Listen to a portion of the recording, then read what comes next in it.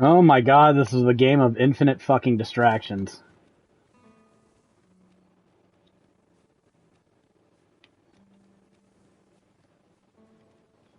It is rather narrow here. Be on your guard. We ought to hasten our steps, lest we find ourselves trapped. I desperately need to rest, because I'm at like 40% of my max health, but there's like 2 dungeons I want to explore, and I just found like some random staircase off over in that place I've never explored before, and they gotta lead somewhere. No one builds stairs to nothing. That we can't share equipment. Mountain Shrine, yeah. Oh shit, I think I know what this is. I think this is the Sphinx. I don't wanna mess with the Sphinx on the podcast. Okay, that cuts down one location. I think I'm at the Sphinx, Rebecca.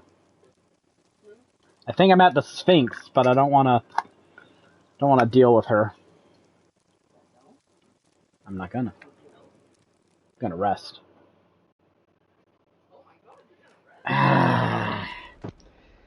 What's going on, loser? Dragon's Dogma, that's what's going on. Oh, we're supposed to be playing multiplayer games on our podcasts. Yeah, there aren't any good ones right now. That's untrue. I'd rather capture media for work. Oh my god. Why does it keep saying I'm on the Gurko Mountain Road? I'm not anywhere near Gurko Mountain.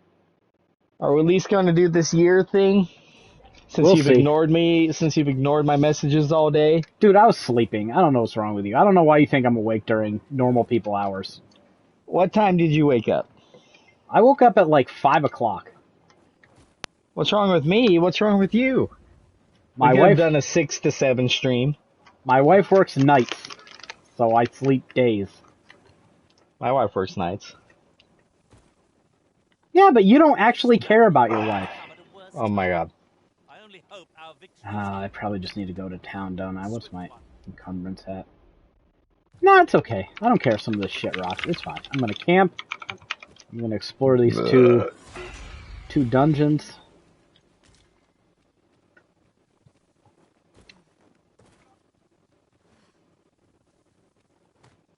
This game is so polarizing. They just went and made the same fucking Dragon's Dogma again. Yeah, you mentioned that. Like, if you hated the original, you're gonna hate this one.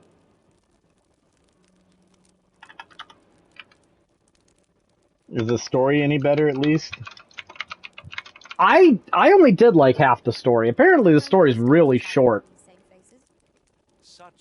Well, that's not what I asked. It's fine so far. I mean, there's some guy claiming to be the Arisen, but you're the one who actually controls pawns. I'm all for swapping stories, but perhaps another Still got the same loose storytelling structure as the first game.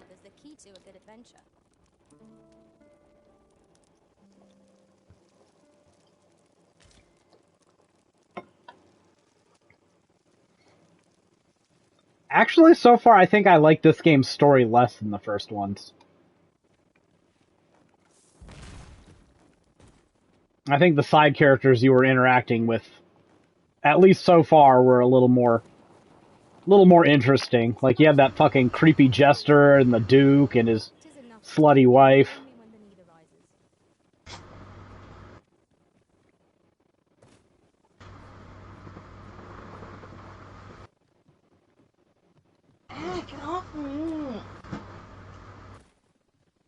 See, the problem with camping is all these bastards respawn. Now I gotta find my way back to that swamp.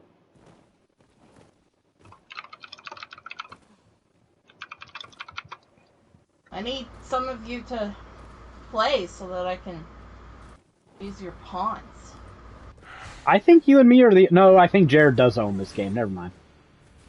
Yes, he played it, though. No, I have not. he's not gonna play it anytime soon. Oh, it's updating. I forgot, Jared bought it for the Steelbook. which I can respect.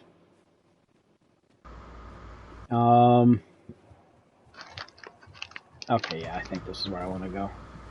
So there's these two caves in here. Why is there lightning? I have an ice pick headache.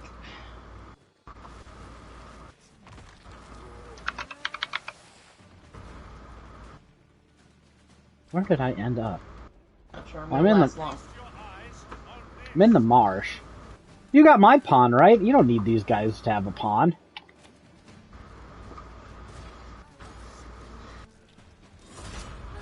Well, it's just more fun to have your friends' pawns than your randos. Yeah, Nathan. It ain't happening anytime soon. Such a beast. Shameful indeed. Bane of Banes.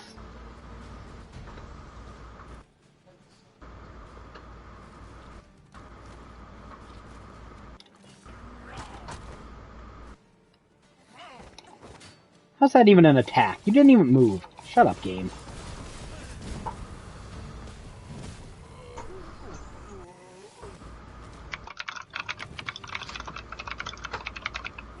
I don't know if anybody's taking Cassie with them. What fails to destroy us only enhances our chances. Oh man, I know 1997 has Final Fantasy VII, but goddamn, does 1996 just have a shit ton of good games? 1997 has the original Fallout. Our formidable array. Yeah, I think and, 90. and No, Symphony of the Night. I think StarCraft is 98, isn't it? I think it's technically 98. Yeah, I don't think StarCraft is in either of them. And I know Baldur's Gate is 98. No! StarCraft was 98.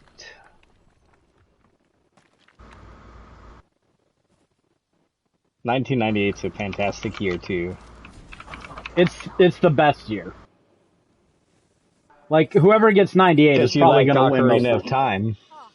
All right, let's talk about it. You decided to segue into it. So Game Informer apparently did a user poll about the best games ever. I don't know how you do a best games ever list and not include Baldur's Gate 2 on there. But they did it. Freshly rested as we are. And according to their voters, Try not to get hit. Ocarina of Time is the best game ever made. Where real ones know it's not even the best Zelda game. What's the best Zelda game? Link to the Past. You say that like that's everyone's pick. When you know damn well it's not everyone's pick. It's the right pick. I don't care if it's everyone's pick. Anything Nathan likes is right. I agree with Nathan. And that's a pretty good pick. Ocarina of Time's a perfectly good game. It's nowhere near the best game of all time.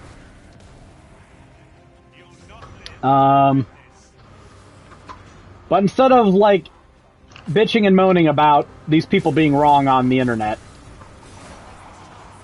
That's your favorite hobby. there are some Yes. it's an indulgence that I get caught up in, but I wouldn't say it's my favorite pastime. It's got to be top 5. No. Actually, it's getting to the point where I'm just like, it's making Twitter even more unusable. Like, everyone's complaining about porn bots and shit on Twitter.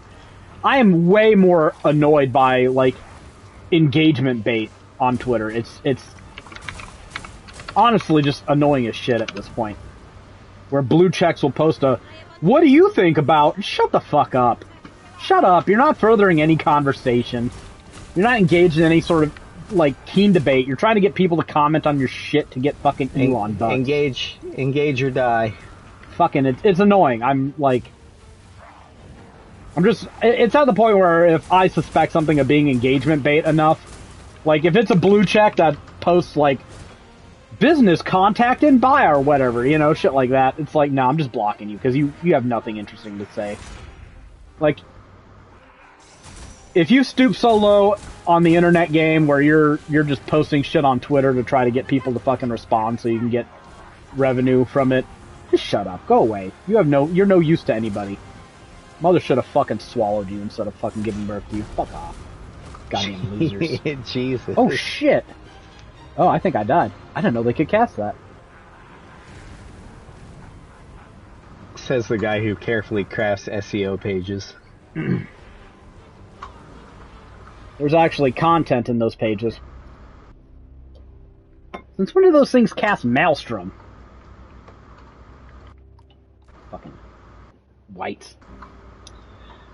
Anyways, on this bracket they have The Witcher 3 going up against Silent Hill 2. Oh, that's a tough one. I don't think it's all that tough.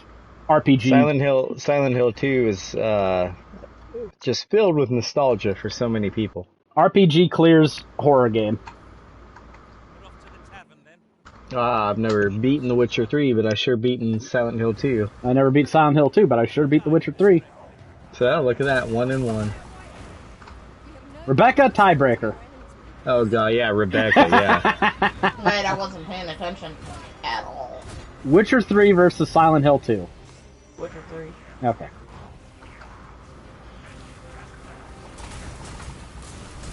Oh, now somebody cares about fucking representation and voting. What are you talking about? Criticizing me for saying Ocarina of Time isn't the best Zelda game. Well, you're outvoted. Witcher 3 beat Silent Hill 2.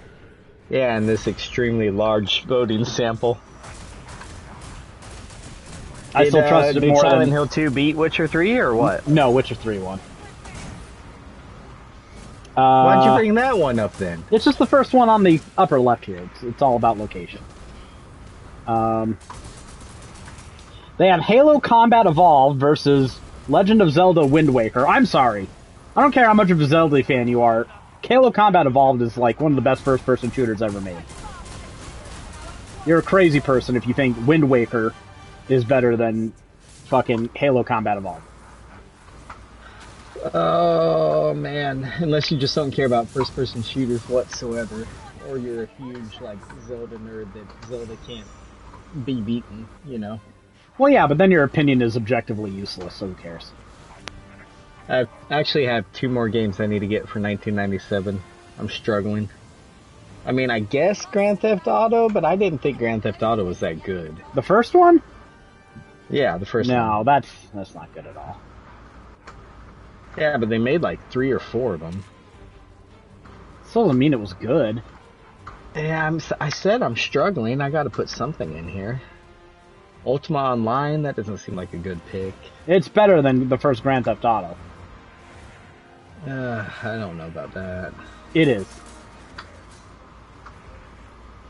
It's And just I don't care about not MMOs good at all, but stuff in here.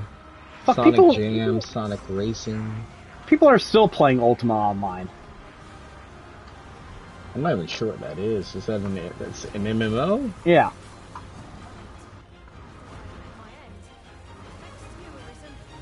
It's an MMO that blew up in the late 90s that cost EA to throw all their...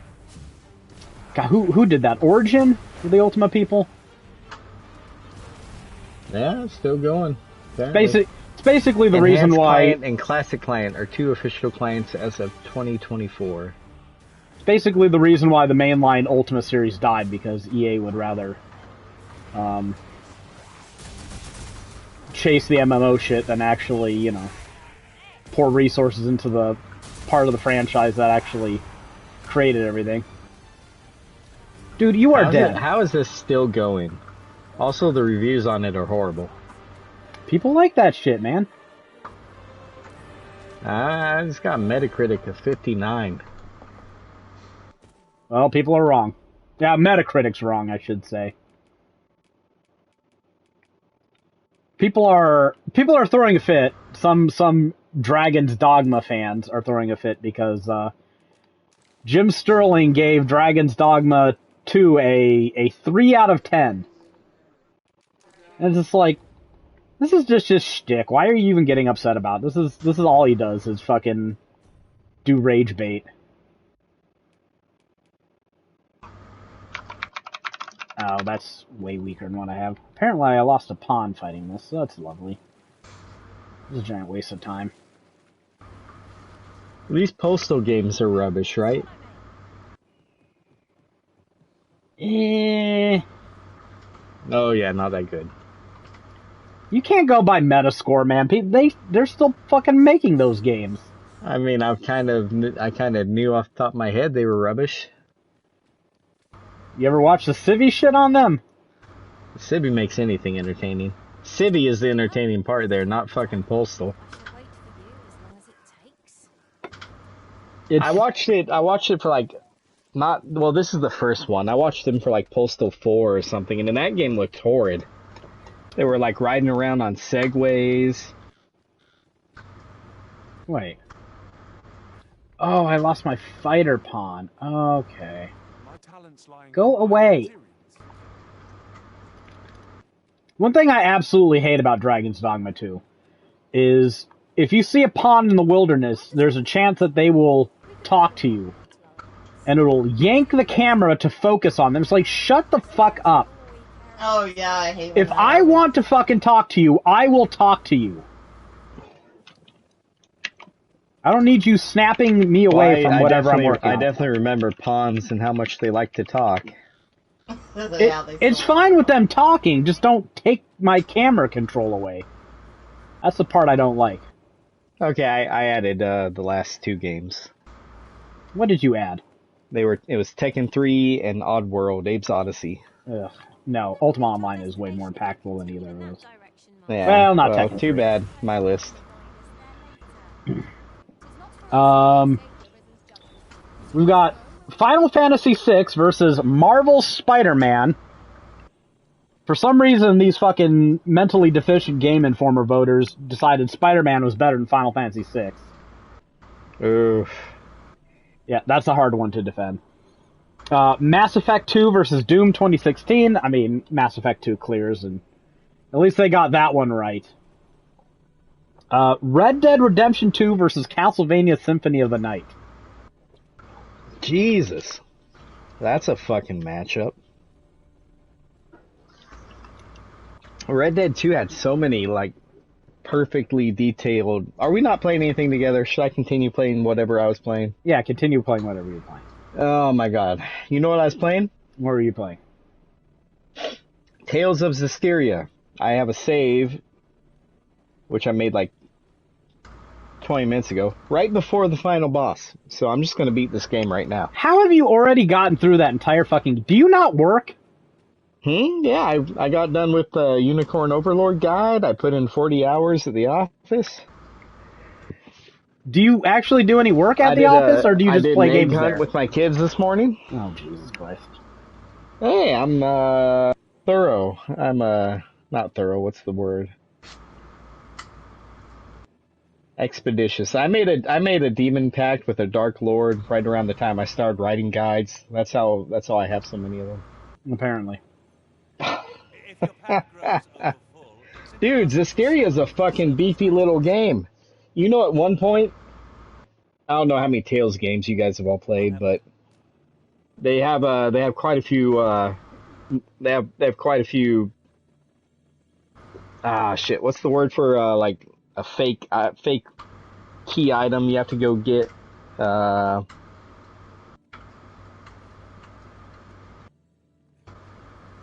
It's in storytelling. What's the word they give those items? Like you have to go get the stick of truth or whatever, right? A MacGuffin? MacGuffin. Yeah, thank you. For some reason I couldn't think of that word. They have a few moments in the game where you have to go get like 15 of these fucking shards that show you what the past was like. 15 of them. Can't progress the main story until you get 15 of these freaking orbs. And that was right before you had to go to the Trials of Wind and the Trial of Earth and the Trial of Water. Before you had to go to these 4 shrines. Before you had to become a, fuck, what was that show called? With Captain Planet? A Planeteer! Yeah, which is what you are in this game, like, by far. They kind of tie it in, like, you can, and overconfident. they gate places off in this world by like giant boulders, which once you have the earth, seraphim, you can punch through them, or there's gaps in the road that only the wind seraphim can get you past. You know what I'm saying? There's a little Metroidvania going on there. They block areas off. So, have you figured out why the game is so hated now? It's not that bad. It's not nearly as bad as I thought it was going to be. Same with Castlevania 64, really, but this one even less so. Like, the biggest reason why people probably dislike it is there's a couple of dumb systems in this game. The equipment system chief among them. You level up your equipment, and then you can fuse it with the same type of equipment. When I say the same type, I mean you have one pair of shoes that gives you 30 defense. You have one pair of shoes that gives you 40 defense, right? You can't fuse it with the 40 defense shoe. You got to have two 30 defense shoes. That's the only way you're going to fuse the son of a bitch. Why would I do that when I can just equip the 40 defense shoes and be on my way? Well, don't waste time leveling gear that isn't worth leveling. Well, you find these 40 defense shoes while you're in the middle of leveling your 30 defense shoes. But the only way you can fuse the 30 defense shoes is if you max out those shoes, equip a second pair of 30 defense shoes, and then max that out. By which point you probably found a pair of 50 defense shoes. You got through that game in a week. I don't believe you spent any time min-maxing gear. Shut up. No, I didn't, because it's a stupid fucking system. And I can get through it without min-maxing. It's completely, you do not have to do it to get the stats you need to beat things. But, that's a dumb system. That is a dumb system. Dumb system, but it sounds completely optional. Oh, it is, but, that's the biggest side min-maxing thing you can do. Other than herbs, of course. Those have always been in Tales games, though. So I'm down a pond, but I'm still trying to get through this shit anyways. I want to record this location. Why are you... I thought you hated writing from recordings. I do, but I don't have to write solely from recordings. I can... Then weren't you getting on Alex about that at one point? I can record, and then I can go back through it later. Then you're sitting here doing the same goddamn thing. I'm not writing from recordings. Likely story. I have the recording, so I have the media, like when I open chests, and then I can go back through it later and actually write the directions and navigation. See how that works? Yeah, I seem to distinctly recall you bashing on other people for doing the same damn thing. It's not if you do two sweeps through it, one to write, one to record. Anyways, Symphony vs. the Night versus Red Dead 2. Which is the better game? Man... Symphony of the Night, no. I picked Symphony of the Night. I think I would too. Just based on what would I rather play again? Not that Red Dead 2 isn't a fantastic game. Pretty clearly fantastic, but... Yeah, too bad Rockstar's gameplay, it blows. Yeah, it's not as fun to play on a moment-to-moment basis as Symphony of the Night. Shadow of the Colossus versus World of Warcraft. Shadow of the Colossus.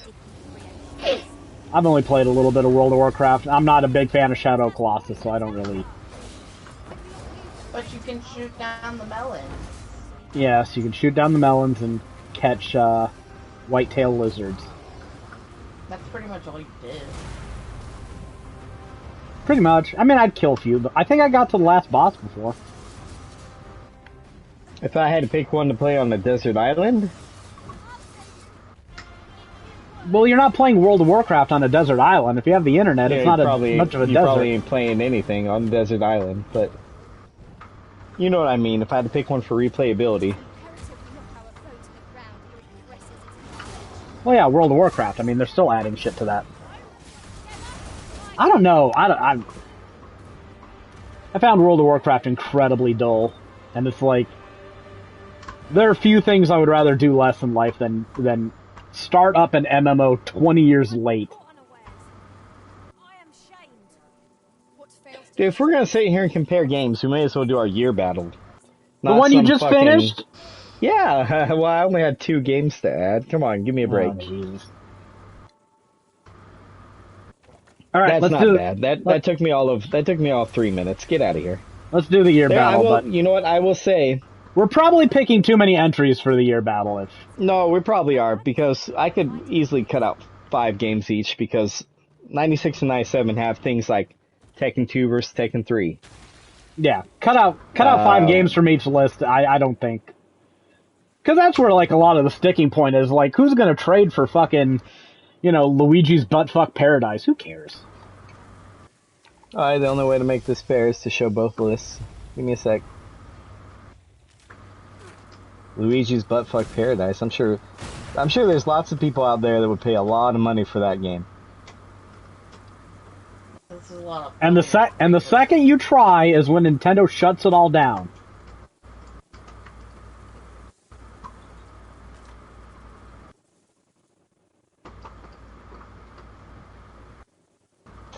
'97 versus 96, huh?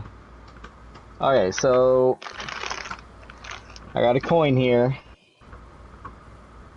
You're gonna have to just trust my utmost fucking integrity and honesty. But I'll let you call it. I'll flip it. And you can pick which year you want. 97 has... I think 96 is better. 97 has Final Fantasy 7. Heads. Alright, so... Yeah, let me flip it. So, heads, you get to pick the year. Okay, here we go. It's heads. I'll pick 97. I think 96 is better, so this works. That's okay. I feel like I have more stuff to advocate for in 97. Where am I putting this? Fucking Discord? Oh yeah, I saw you post on Discord, Greg. I don't even have Discord. Yes, you do. You posted on it the other day. Shut up. I see you logged on to Discord all the fucking time. Yeah, somebody was posting a Reddit thread where they were talking about old GameFAQs authors. Perhaps we might remove it by force. If a ranged attack is needed, you can count upon my aim. My fighting systems? Or, well, to be more,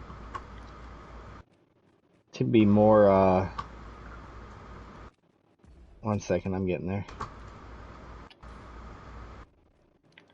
To be more specific, they were talking about GameFAQs ASCII authors.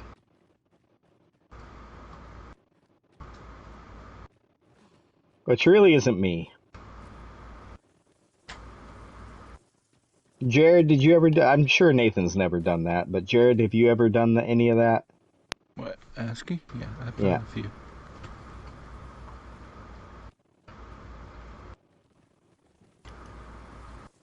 I mean, aside from creating, like, boundary boxes, not really. I haven't fucked around with it too much.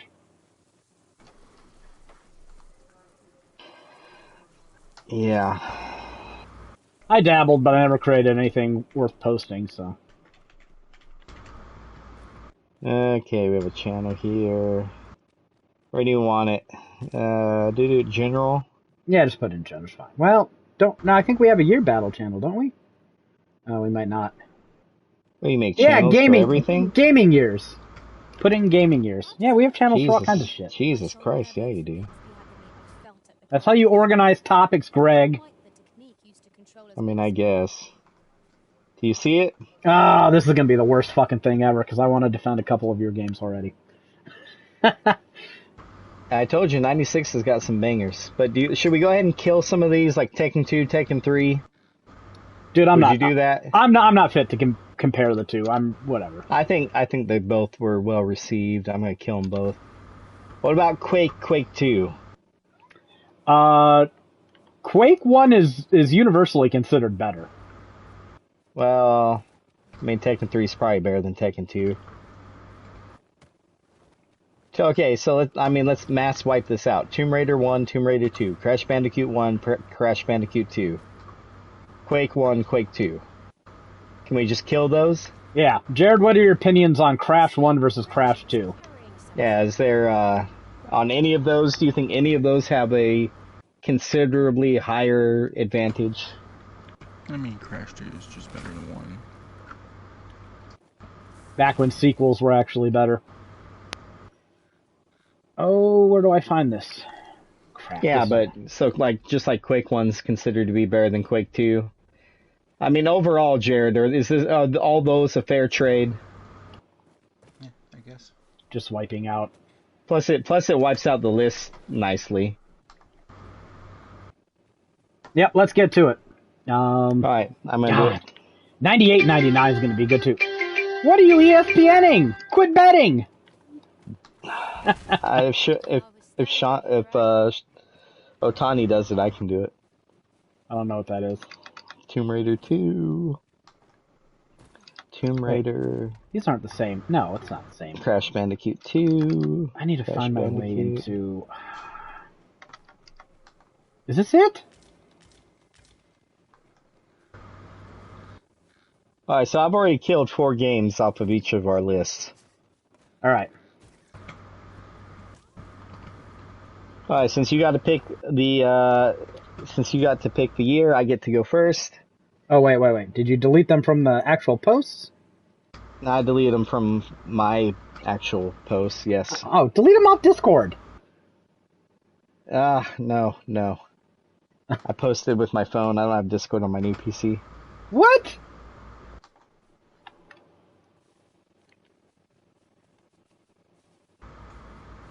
This is easier for me. It's one of the first things I'm installing when I get that fucking new PC in.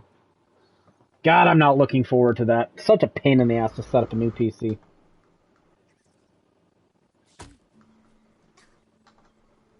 Get out of here, Fuck you, asshole. There's another one up here, too. Trying to get a screenshot.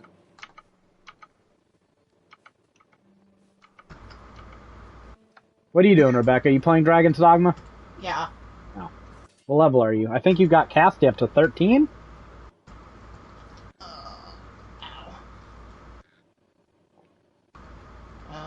I'm talking to somebody. Okay, that's a good enough screenshot. Are we to remain here? I don't want to fight any strong enemies. I lost my, warrior pawn. He was a beast ren named Simba. I miss him. Can't you rehire him? If I get to a Riftstone, yeah. Oh, But right, you don't I'm way actually out in the get to wilderness. Be anywhere where you can do that? Yeah, so I really hope I don't end up fighting anything nasty, because... No foe is your equal, Arisen. Did I put Tomb Raider 2 in there twice? Oh god, did I fuck this up? Oh, I yeah, put you Tomb did. Raider in there twice. I put Crash Bandicoot in there twice too, didn't I? Jesus. How do you get rid of Blighted? Blighted. It's like a poison effect, I think. Yeah, how do you get rid of it? I think there are potions that get rid of it. I don't know if the pawn spell Haladon gets rid of it. It goes away over No, time, but it takes apparently forever. not. Takes forever. Yeah, I've had it for a while. Abyssinal neck wrap. Who farted? Sorry. That's fucking foul. It's those dogs. That's so great. The dogs are you. I'm not in the same room as her. So it's definitely those dogs. But it's still Probably funny. Yangus. It smells like a Yangus fart. Oh, you have Yangus in there? Yeah. Yeah, that's definitely Yangus. You are so farty. You know what? You got 2 new games there. I see You Ultima. got Ultima Online, you got Dungeon Keeper. You didn't have Dungeon Keeper? Bruh. Rebecca, this fucking guy didn't have Dungeon Keeper. It's on What the a list. loser. It's one of your games, clearly. Yeah, it is now. You see it right there. I don't know what you're talking about. How How did I put Tomb Raider 2 in twice? That's the real question.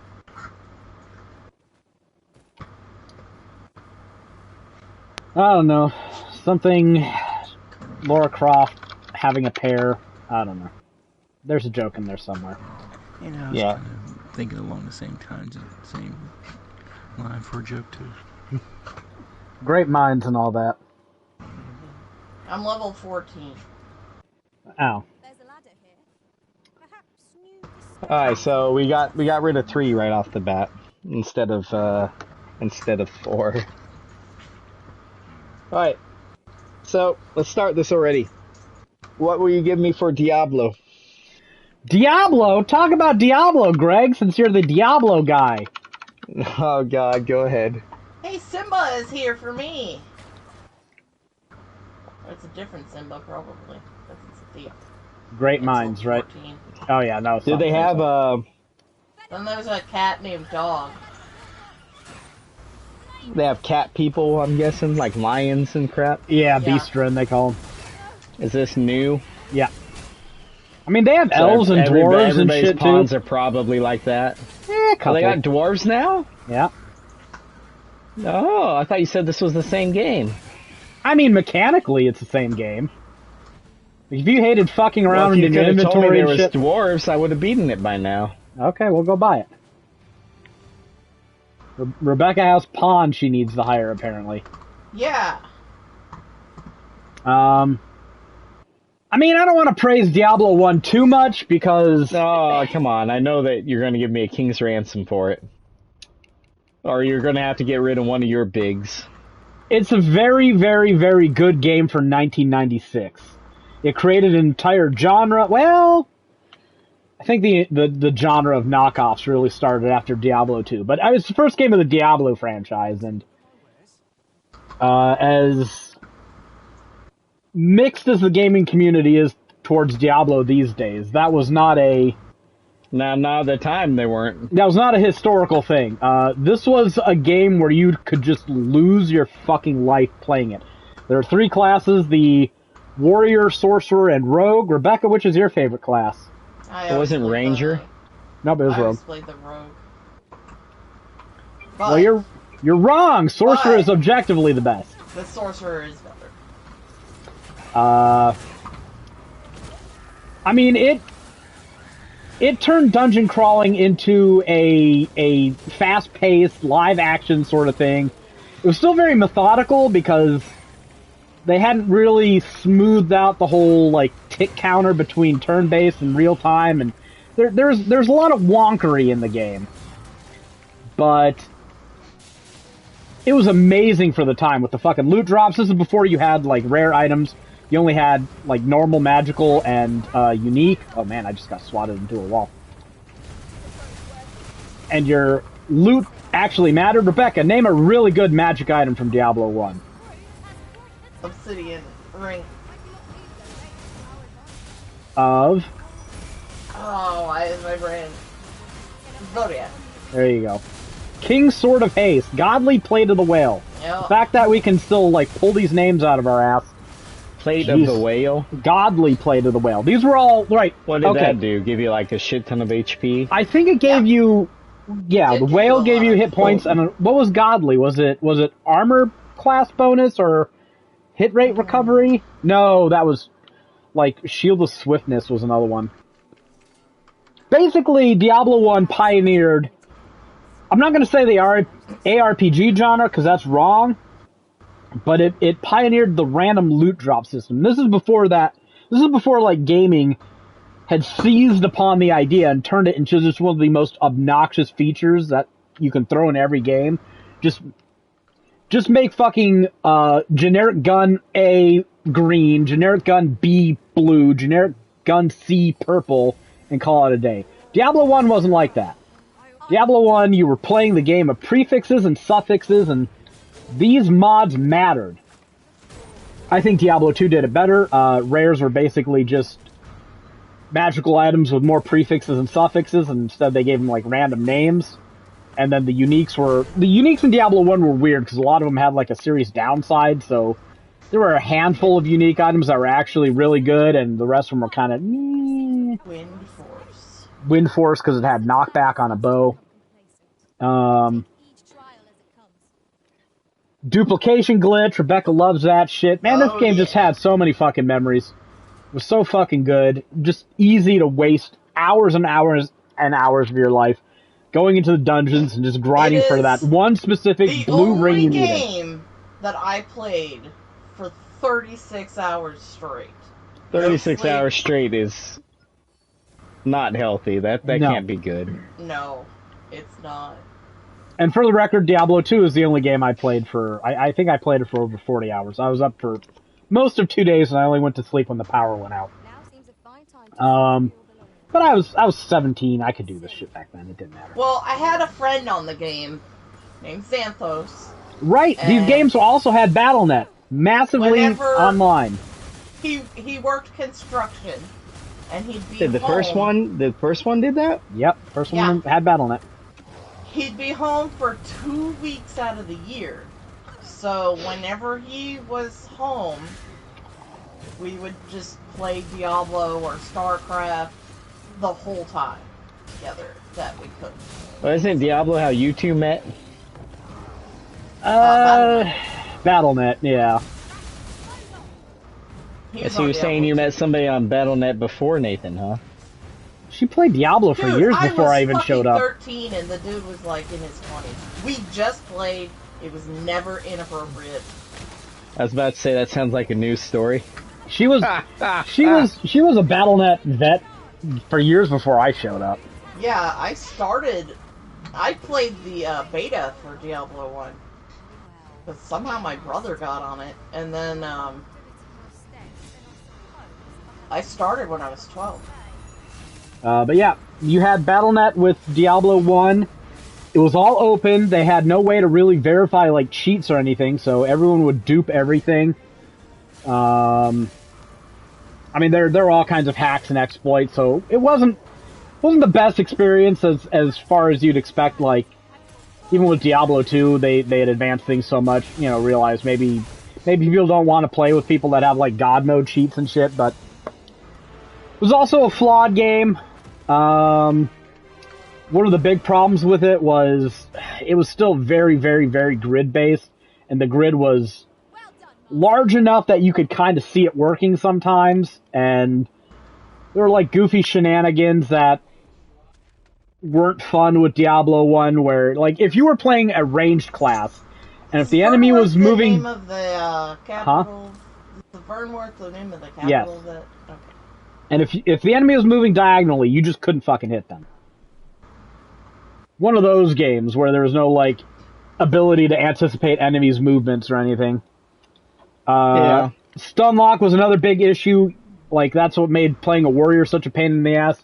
You go into the wrong fucking place, and you end up, like, surrounded on 3 sides by enemies that attack just fast enough, and you will just sit there stun locked until you die. Everything moved at the same speed. There was no, like... There were no skills the way we would expect out of, like, a Diablo game today. There's no skill tree. Everyone just shared a spell tree. Even if you were a warrior, you had access to spells. Your magic stat was just lower, so your spells couldn't get as good as the other classes. If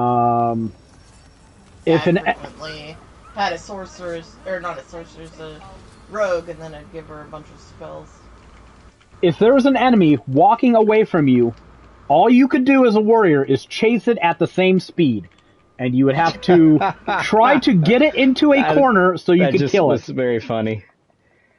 There's a lot of time wasted if you played a melee class just walking after ranged enemies. Because, of course, ranged enemies want to get away from you if you get close to them. So you were wasting a lot of time walking after enemies, or you were, you know, trying to cast something like Stone Curse on them so they couldn't move. But, you know, then it's like, what am I fucking doing? I'm casting spells to kill these enemies so I can, you know, hit them with my sword. Why am I not just playing a mage? Sorcerer. So, Sorcerer was the best class. They were the ones who got to make full use of the spell tree. Their Chain Lightning spell would get ridiculously overpowered. Like, you'd get a new bolt every time you fucking leveled it up. I think spells could hit level 15, so you would just fill the screen with damage. And, of course, you'd have to, you know, be mindful of enemy resistances and immunities and shit like that. This is a proper RPG. unbalanced as hell, a lot of fucking grave flaws with it, but it was still a fantastic game for the era, and it created a whole new genre. And I agree. When I first played Diablo, I didn't put it down until it was beaten. I played with the Warrior the first time. Absolute misery, right? Everybody remembers the Butcher. Fresh meat. That town's so iconic. The first game I ever beat on my own. Played it single player. I beat it on my own. Is Jared the only one here who never played Diablo 1? What's going on? Get up, you fuck. It was just the shit in 1996. There's a good chance it is the best game in 1996. I'm gonna look at your list, see what else is there. Oh, it's 1996. I didn't have a computer. Well, yeah, that'll set you back a little. Well, it was also out on PlayStation. I can't imagine playing this game on PlayStation. No, I'm sure it was on PlayStation like 97 or 98 or something. It definitely launched on PlayStation. I don't know when. I'm pretty sure I didn't have a computer till like 98.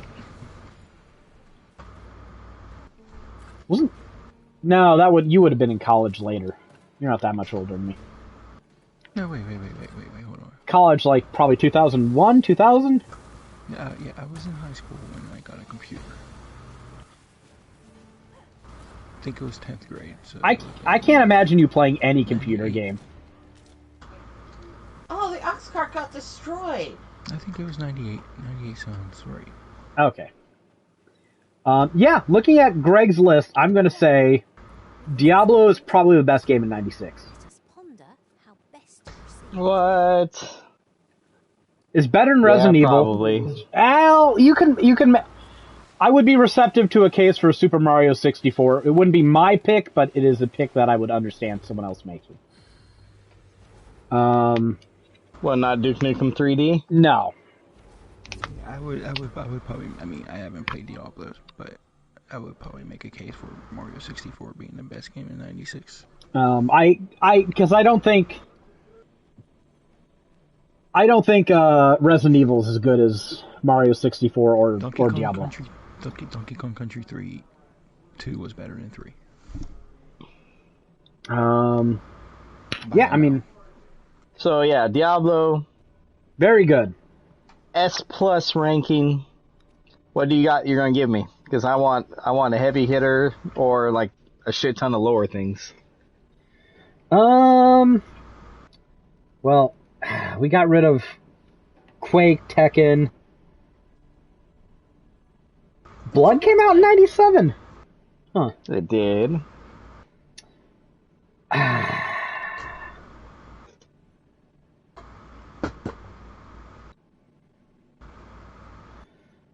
I think Final Fantasy VII is better than Diablo. I'm not going to give you Final Fantasy VII for Diablo.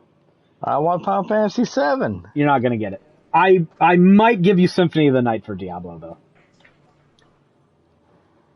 I feel like I could talk for quite a while about Symphony of the Night, but I also think that Greg should be the one who serenades us with the glories of Symphony of the Night. I mean, it basically, along with Super Metroid, created the Metroidvania genre. Kind of similar to Diablo in that respect. It created the better aspect of the Metroidvania genre. The Metroidvania RPG genre. Kind of like Castlevania 2 tried to do, just, very poorly. That's one way to put it. We've talked about Castlevania 2 and its attempts in the past. I don't even want to say it tried. It did a thing. It tried. It tried. It did a thing. They gave you level ups. They were You leveled up in that game. They were kind of They useless. didn't really display it. They didn't really display it. Well, you saw your health bar grow. It didn't seem to make a whole lot of difference. When I played Castlevania 2, I never went, man, if only I leveled up a little more, I'd be able to do this part. Like, that was never really a factor in the game. Symphony of the Night, man, it was a full-fledged RPG. You'd gain stats based on how you performed with, what was his name, Richter at the start? Yeah. And then you gain stats as you leveled up. Of course, I have to min-max my fucking stats in that game all the time. You get different fucking gear, different armor, different weapons to change what you were resistant to how you attacked. Eventually, I always just wanted to go and get that Chrysogrim, so I'd just be able to, like, dice through everything. Absolutely fucking amazing. There's a lot of dumbass platforming that I don't like, especially in the inverted castle, but the game also gives you plenty of ways to not have to put up with that shit. About that, you know how you explore this big ass castle, but then you get to explore an inverted version of it. I like, people call that lazy. I think it's fine. I think that's smart. Yeah, there's nothing wrong with that. I'm just saying it was fucking great that it was like double the length of the game. I mean, it didn't hurt that it was designed to be explored in reverse.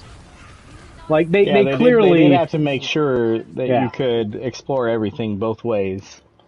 Even though some of those rooms were kind of a pain to explore. Like, if I'm just going to be flying the entire time, Good! They made it so you could fly the entire time. Is that really design? Or is that, hey, you can go anywhere at any time? I'm not sure if that's much of a design choice, as in... You can go anywhere at any time. It's 100% a design choice. And it's a great design choice because they allow you to just go, fuck this platforming, I'm done with it. Guess what? I'm a bat now. Eat my ass, enemies on the ground. What? I'm a bat now. Big fan. Yeah, there's so many weapon choices, so many attack choices, so many little, like, attention to detail things, like you can sit in the confessional booth. Oh yeah. Your fairy will sing. You get the scenes with the succubus. There's the entire areas that you need to have a little imp with you that likes to press buttons, and you open up an entire fucking area because your little imp just goes on and he says on the screen, "What's this do?" Right? Remember that? Yeah. Fucking fantastic. That's probably worthy of a Diablo. Those are both top tier games from each of our years. And created a genre, although I want to say that I'm sure there were other games that came before these two, but these are the well-known ones that did it right. I mean, I think the closest thing to Diablo I can think of before Diablo is like Gauntlet.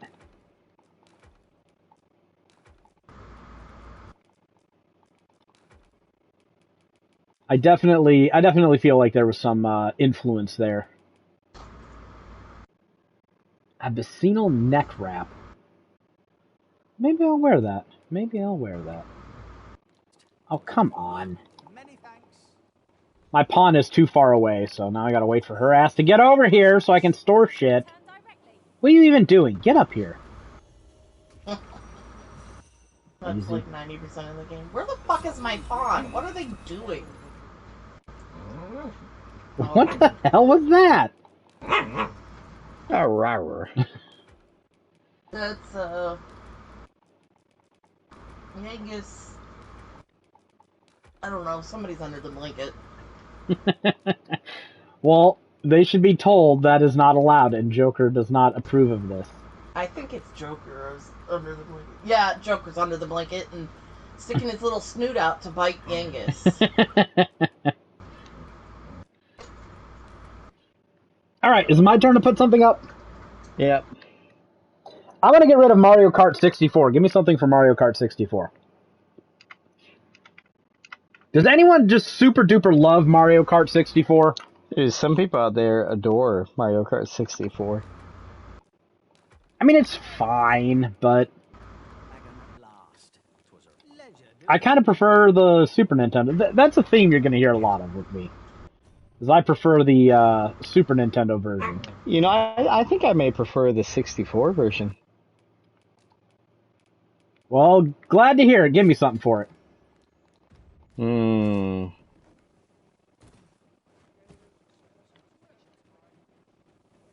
I don't really have any racing games, do I?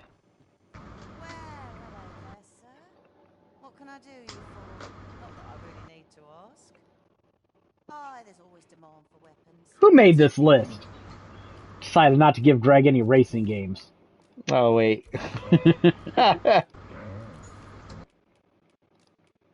Just hear these fucking... Joker!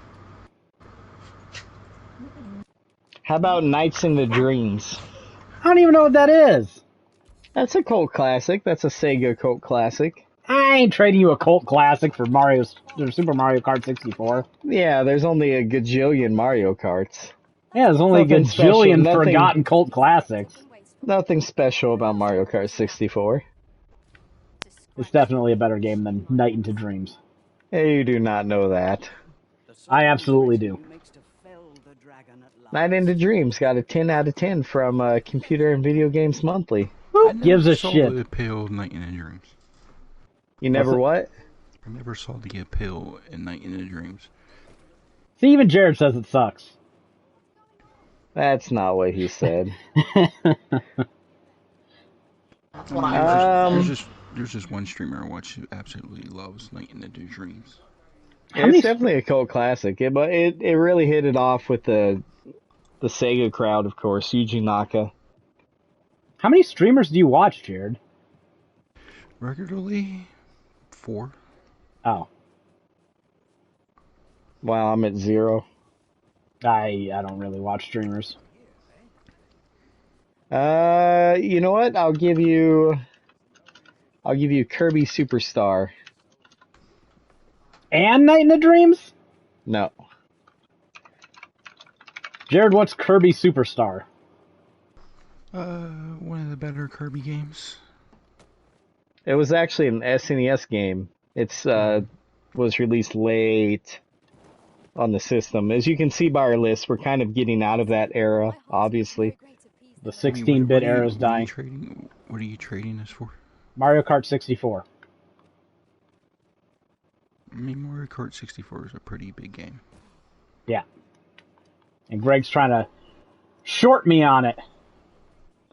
What? Kirby. Kirby is it's Kirby Superstar. Kirby sucks. It's 8 games in one. Okay, that means none of them are any good. Yeah, it's 8 fantastic games. Fuck you. Hey, I'll trade you Action 52 for your whole list. Ooh, 52.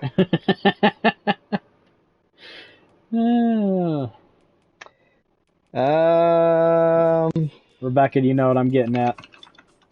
I wasn't paying attention. I'm trying to deal with Yangus laying on me while fighting Zan, who's on the floor. Action 50... Why is he fighting Zan? Because Zan is trying to jump up here, and he was nipping at Yangus, who's laying on top of me. Why does Zan care? Or Yangus care? You know what? I'll give you Kirby and Sonic 3D Blast. Sonic 3D Blast is even good. Listen, it's on the list. It's an addition. Sonic 3D Blast, more like Sonic 3D ass. I know, seriously. Oh, man. You can do better. I see games like Command and Conquer on your list. Trying to offer me chaff for fucking Mario Kart. I gotta get rid of chaff. Not for anything good. Honestly, I think the N64 was probably one of the best for Mario spin-off games. Well, that's where they started all the spin-off games. Yeah. Well, Mario Party, Mario Tennis. Yeah. Well, Super Mario Kart started on the SNES. I said most of. Whatever. I'll hire you. Okay, let's get out of here and... Oh man, Mario Kart 64, huh? Have you heard of something called the Dragon's Plague yet, Rebecca? Is that the thing where the pawns are like, I heard of an illness Yeah. that makes your pawns turn against you? Yeah, okay, well, keep an eye out for the tutorial for that. When you're hiring pawns, if you see it show up, it means one of your new hirees has the Dragon's Plague. They will start going rogue and saying aggressive things, and if left untreated, it could affect NPCs and wipe out entire villages. What? Yeah, people posting about that shit. It's kind of wild. That's crazy. So, there's some phantasms here on the road. So I press the attack button, and who does my Arisen go out and attack? A bunny that was standing on the side of the road. Didn't even hit it either. God, someone's thirsty. Oh, it's Genghis. He always drinks a lot.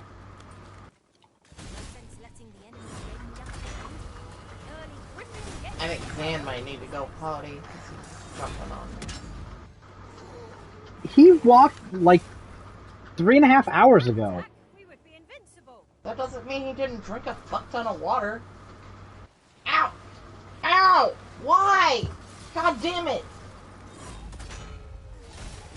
Somebody's stepping on her. Is it Yangus?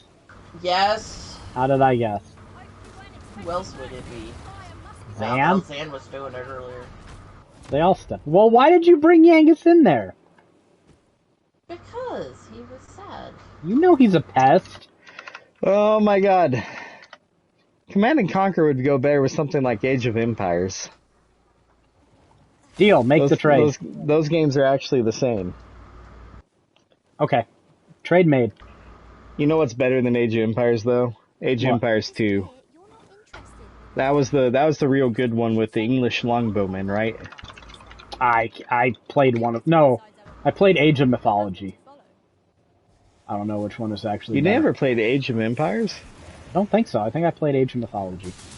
Age of Empires 2 Definitive Edition's probably the best thing they ever did.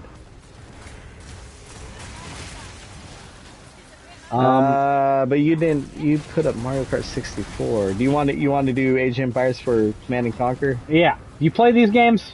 Tell the audience about them. I mean, Age of Empires is just you pick an empire, you fight against other empires. Kind of like Mythology. Except for Mythology, you had gods, right? That you served. I can't remember.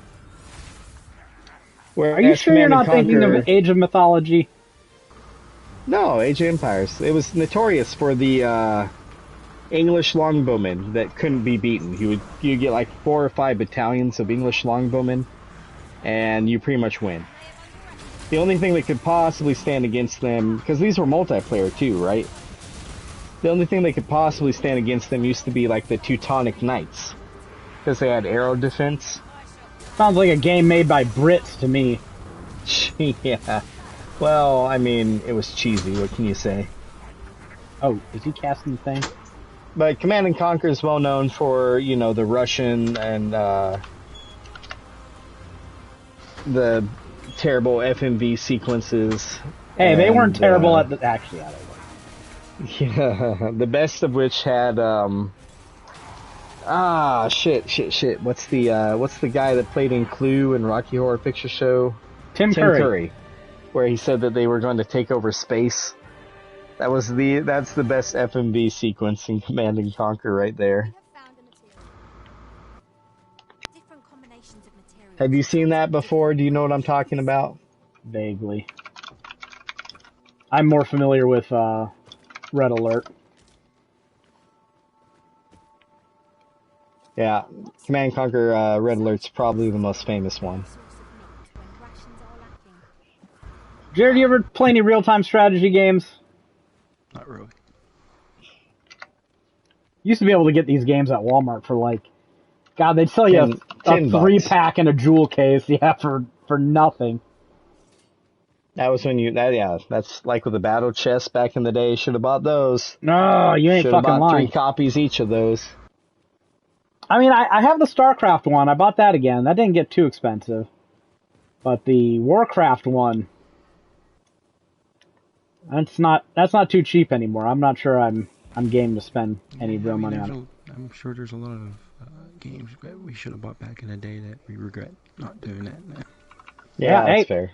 VGP selling Blue Reflection reprints of that. I highly suspect that game's going to get expensive again. Yeah, I already have a copy of that. I think they're selling it for $45 right now. I think I got it I from GameStop. had to go and buy one. I got it from GameStop for like $20 back in around when it was first relevant. I know Blue Reflection 2 went really cheap on Amazon. Yeah, Blue Reflection 2. Blue Reflection Second Light was pretty cheap. Alright, so hey, let me throw this at you. And I don't know if this is good for me or not.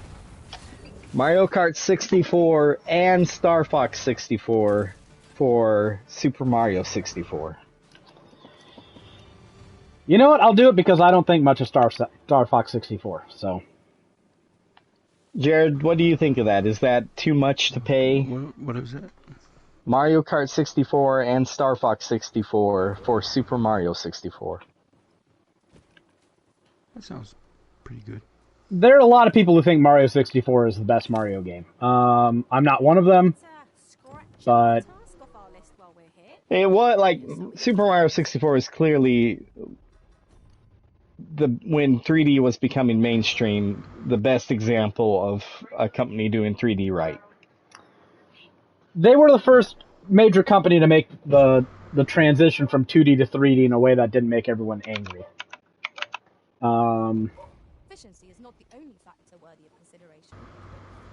I think the game nowadays is merely fine. I think it's kind of a relic of its time. I mean, in 90s, it's kind of like Diablo. In 96, Mario 64 was the bee's fucking knees. But you kind of have to have the nostalgia to go back and really enjoy it today, I think. Because it was compared to a lot of other early 3D efforts, like, Castlevania 64, I think it acquitted itself pretty well and still playable today, or by today's standards, but I think there's kind of a lack of polish and finesse that we expect out of 3D games made today, which, is everything, pretty much, that isn't quite there yet. I don't know, does that seem fair? Like, there's still a bit of wonkiness in the controls and presentation that... And people are still making fucking Mario 64 spin-offs, so... Who knows, maybe I'm wrong, maybe there's serious nostalgia for that exact type of 3D platformer, but...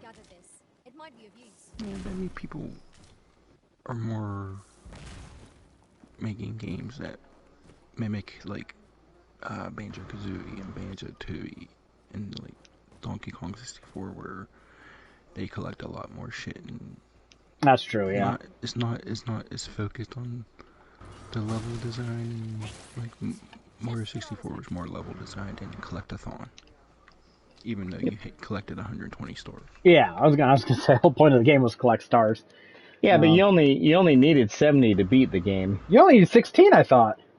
Well, if you can beat the game. A normal person needed 70. Am I thinking of speed runs where you like glide through a door? Yeah. Yes. Okay. Yeah. A normal person can't just do that. Okay. I'm watching too many speedrun videos, I guess. I just assumed that was a thing people did. I mean, I remember I went to like a summer program. It wasn't like summer school. I don't know what the fuck it was. All I remember it was a place where like we would go and hang out on base. This is when I lived in Würzburg, Germany. We'd go hang out on base, and God, it was almost like teenage daycare. But they had like a not a Soul Calibur cabinet. What was the fucking Soul Blade? What was the original one? Soul Edge. Soul Edge. There you go. They had a Soul Edge cabinet. They had a Nintendo 64 there. And we'd fucking just fuck around and play games, and then we went to, like, Italy on a vacation for a week. But that's where I got my introduction to, like, Nintendo 64 stuff, so I never owned any of it. Yeah, I didn't, I mean, my mom used to go to Sears, I used to go with her, and they had an N64, there was Super Mario 64, and I used to just sit there and play it the whole time she was shopping. Oh, God. Remember my parents used to go to Menards to shop for, like, household fucking supply. Like, home repair, upgrade shit. Save big money at Menards. Fuck, I hated it. Most boring place in the world. They didn't have a Nintendo 64 there, let me tell you that. So I played a bit of Mario 64. I mean, it's not my jam. It didn't catch me the way that Super Mario World did back when I played that, but I can see why people like it.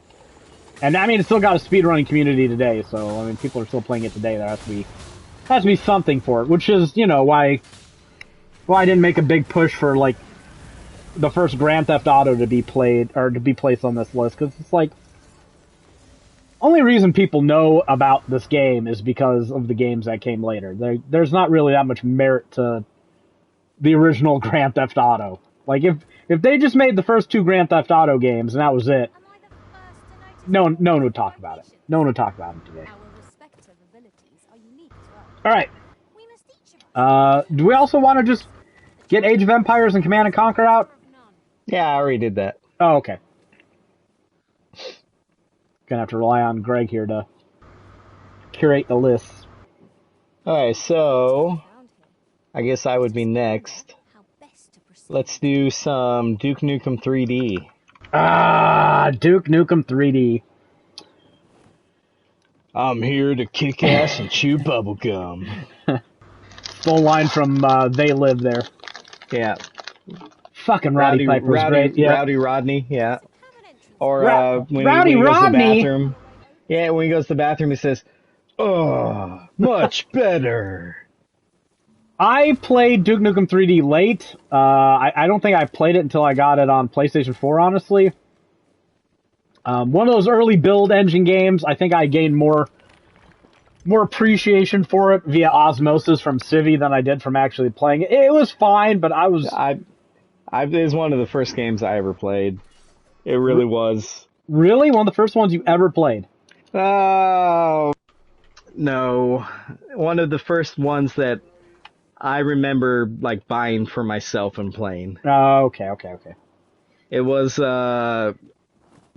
the fact that your character was, like, speaking to you was such a big thing back in the day. The 3D environments were such a big thing. And it didn't sound like didn't sound like the NES Ghostbusters either. I mean, John St. John, it sounded like a fucking dude.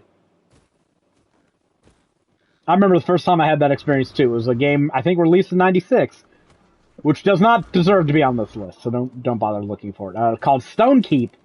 Had like FMV video where characters fucking like sang fucking songs and shit. I was like, out of this fucking world. It wasn't a great game. It was like a first-person dungeon crawler, but some pretty high production values if you're going from like the Sega fucking Genesis. The most graphically impressive game you played up to that point was Jungle Strike. Yeah. True story there. But yeah, I mean, build engine, the interactive worlds. You can interact with strippers. Well, there's a lot of shit you could interact with that wasn't just strippers, Greg. No, that's all I remember. There were shortcuts and shit that you could unlock. It was. A lot of people view Quake as like the big update to Doom, like in the first-person shooter space. I think it was Duke was the big upgrade. That was the one. Like hindsight, looking back on it, this is a game that I would have been like, no, this is the successor to, because I wasn't a big fan of Quake. I thought it was kind of wonky, and I just didn't like how bland and gray everything was. Duke was a lot more appealing to me as a shooter fan. Of course, I missed. Quake? I know you played Quake. You and your brother made like Quake skins. Yep. And I didn't get to talk about Duke Nukem because I was in the bathroom. But Duke Nukem 3D was fucking awesome. I played it when it came out on the PC. Duke Nukem 3D versus Quake, which is better? I have more nasties for Duke Nukem 3D. I enjoyed playing it more. I agree. If I would have had a Nintendo 64, with the benefit of hindsight, I would say like my preferred chronology of first-person shooters, the ones that I would have liked the most at the time they came out, if we're going back and just pretending I played all these when they came out, would have been, I mean, I guess you start out with Wolf 3D, because that's just, that's just the basal form of the first-person shooter. Don't correct me how I'm wrong, and actually this fucking game came out earlier that was quasi first. Shut up. It was Wolfenstein 3D. Doom 2, And I don't want to say the next one that was really the successor. It really felt good as a first-person shooter was Duke. And after that, move on to, I think Doom 64 is really good. I went back and played that. Now that we have access to all these games on, like, PlayStation. Yeah, I played Doom 64 for the first time on PS4. Yeah, I played Doom 64 on PS4, and I'm like, this was good. I would've liked this back in the day. I don't know why Doom heads hate it, but I thought it was pretty good. So, yeah, Duke, really good. And I have no clue what the fuck I'm gonna... Wait, yes I do. Yes I do. There's a pretty clear trade for Duke, and I feel like I might be getting the short end, but I want to get through things. GoldenEye 007. That's a good trade. I'd take that in a heartbeat. Rebecca, do you have any nasties about GoldenEye 007? They aren't particularly good, but... We're not talking about the people you played with. I killed a lot of people using the rocket launcher and the gold gun. To the point An where odd job, I bet. And they turned both of them off so that I would stop killing them. Yeah. And then I just wouldn't play with them. Because want to be bitches. You know, boys who don't like being killed by girls on video games. Poison an entire generation of Mortal Kombat players. I will say, I think Duke 3D is a better game. And I don't particularly... GoldenEye 007 is a better experience because you have 3 friends in a sleepover and... It's a better multiplayer, yeah. Yeah, you can play that shit all night with your friends, eating pizza, drinking soda, sleepover. It's kind of the difference between, like, Unreal Tournament and Halo Combat Evolved. If I can make that comparison. I mean, that's not all that fair, because I think Halo Combat Evolved is, like, one of the best first-person shooters ever made. Like, right up there with Doom. But I remember playing Unreal Tournament, and this is probably going to come up later in future year battles. I remember playing Unreal Tournament with a fucking, like, third-party multi-tap I had with a couple of my high school friends, and we'd play that shit all night. It was so fucking fun killing people with, like, flat cannon or using the charged, laser gun shit. You shoot the ball, and then you shoot the ball with a normal attack, and God, it's so good. So good. Yep, that's a pretty good trade. And they're both the better part of it is they're both really good for different reasons. No, he's rough.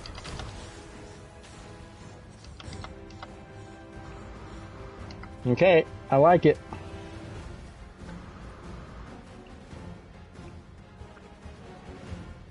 What you got? I want to get rid of Mega Man X4.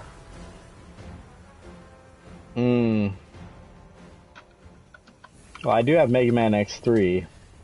Oh. Fuck yeah. Let's make that trade. I don't care. Okay, I mean, I'm going to do it, but only because I think X4 is better. And I'll tell you why. Because X4 was the first game in the X series. Well, first of all, X3 is the last SNES game, right? X4 was the first of the 3 games on PlayStation 1. And it was the first game where you could play from zero, or as zero from start to finish.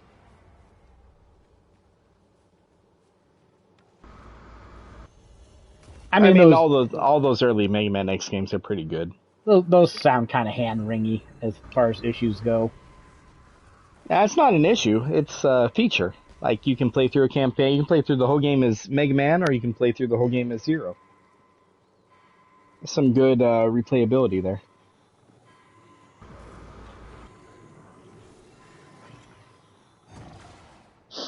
It did have its fair share of, it had shortish areas and it had to load often compared to the cartridge Mega Mans, Oh, was this a PlayStation 1 game by this point? Yeah, X4 was PlayStation 1, yeah. CD load times were fucking abysmal. It wasn't that good. It happened all the time. I don't know. And X5 and X6 kind of went. I think X4 is better than both X5 and X6 for the record. Anyway, let's keep going. We had Mario 3D Blast mentioned at one point, right? Sonic 3D Blast. Or Sonic 3D. Yeah. Mario 3D Blast. Yeah, that would have been a thing. God, I swear I watched a video on this where someone explained how they managed to fit the graphics for the intro. We watched that Thursday morning. Yeah, onto a cartridge. And it's one of those things that makes me think, you know what? All developers should have to fit their games into like a 16 gigabyte or megabyte cartridge just so they have to come up with clever ways to figure shit out again. I feel like we've lost a lot of that.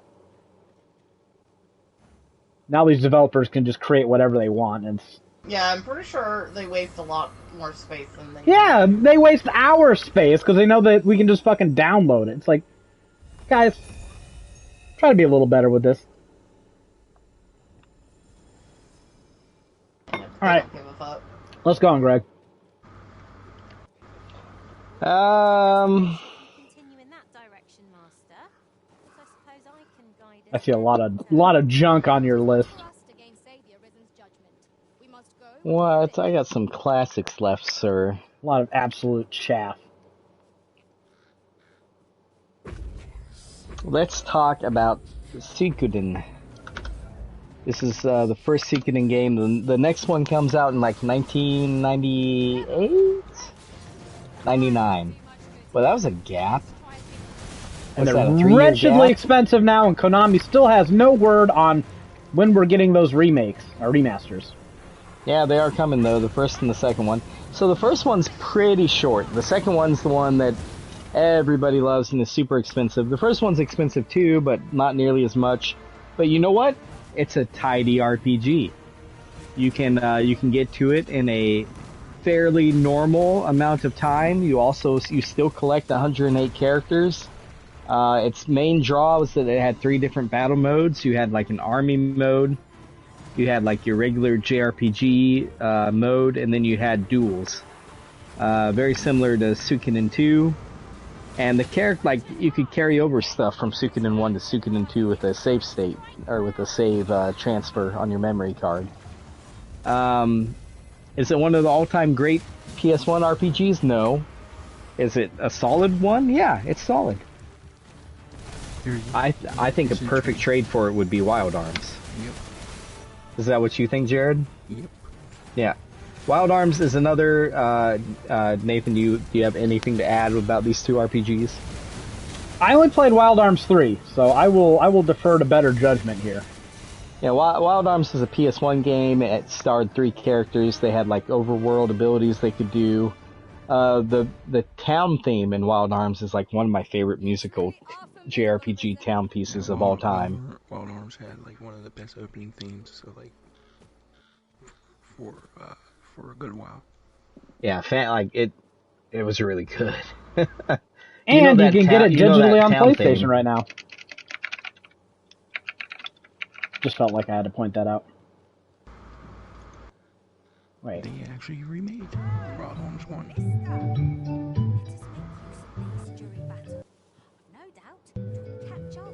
In case the name doesn't make it obvious, these games also have a Western theme to them. Yeah, they made 5 of them, in fact. Yeah, but does anyone talk about them after 3? Not really. Well, except for the fact that Xseed brought out the later ones, and they had collector's editions, and they're expensive.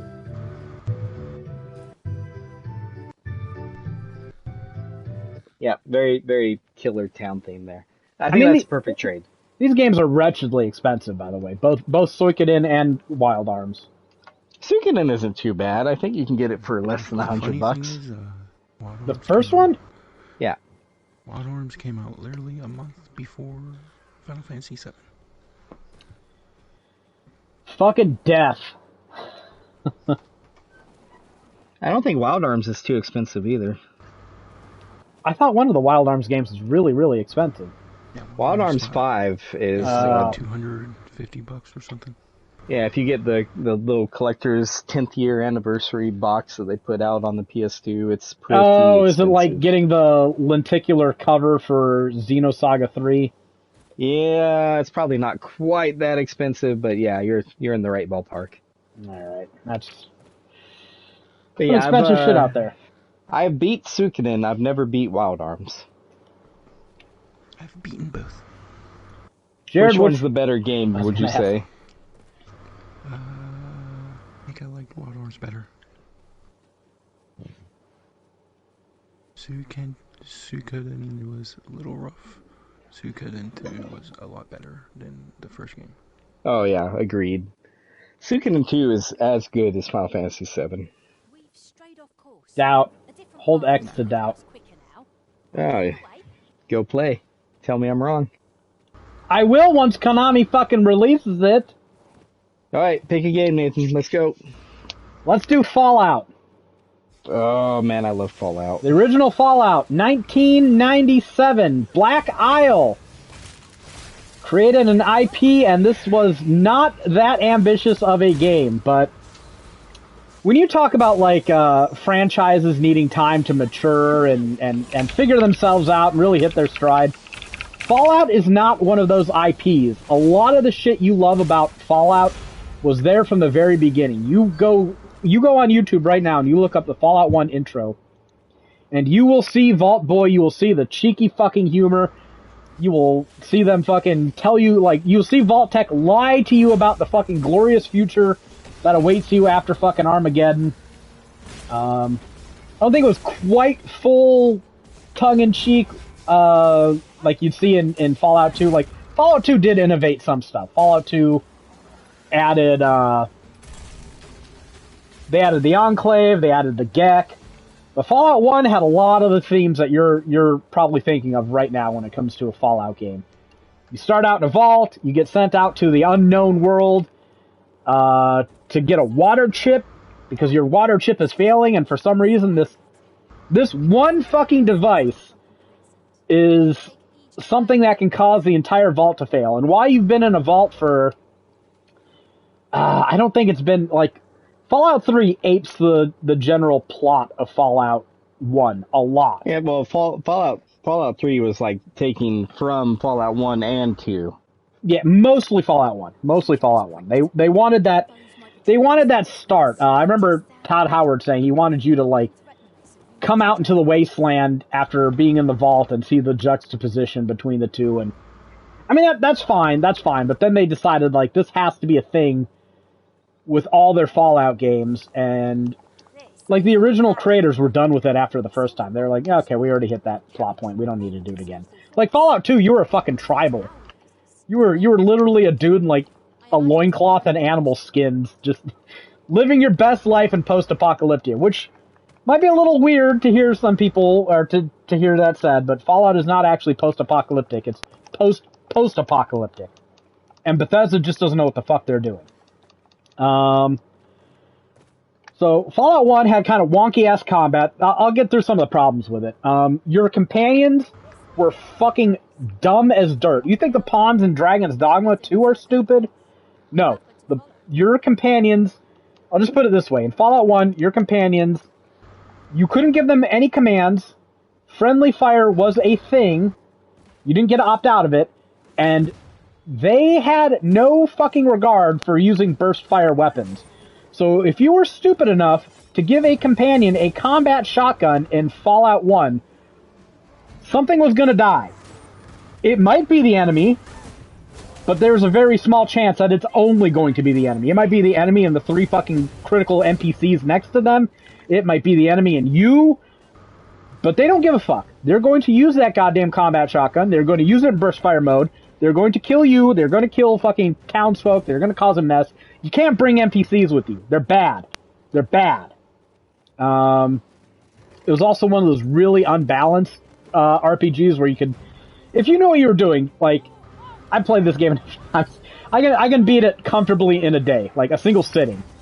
You could take advantage of gambling mechanics and just, like, gamble yourself all the money you would need, get a combat shotgun, get some starter armor, and go to the Brotherhood of Steel, save scum random encounters until you got like where you found the crashed UFO, and then you get the alien blaster, and you go to the fucking like irradiated base that the Brotherhood of Steel wants you to investigate, and get the key item out of there. Then join the Brotherhood of Steel, get power armor, get implant surgeries, go get fucking the turbo plasma rifle, whatever the fuck that thing is called, and then go and complete the game because you've got all the best shit.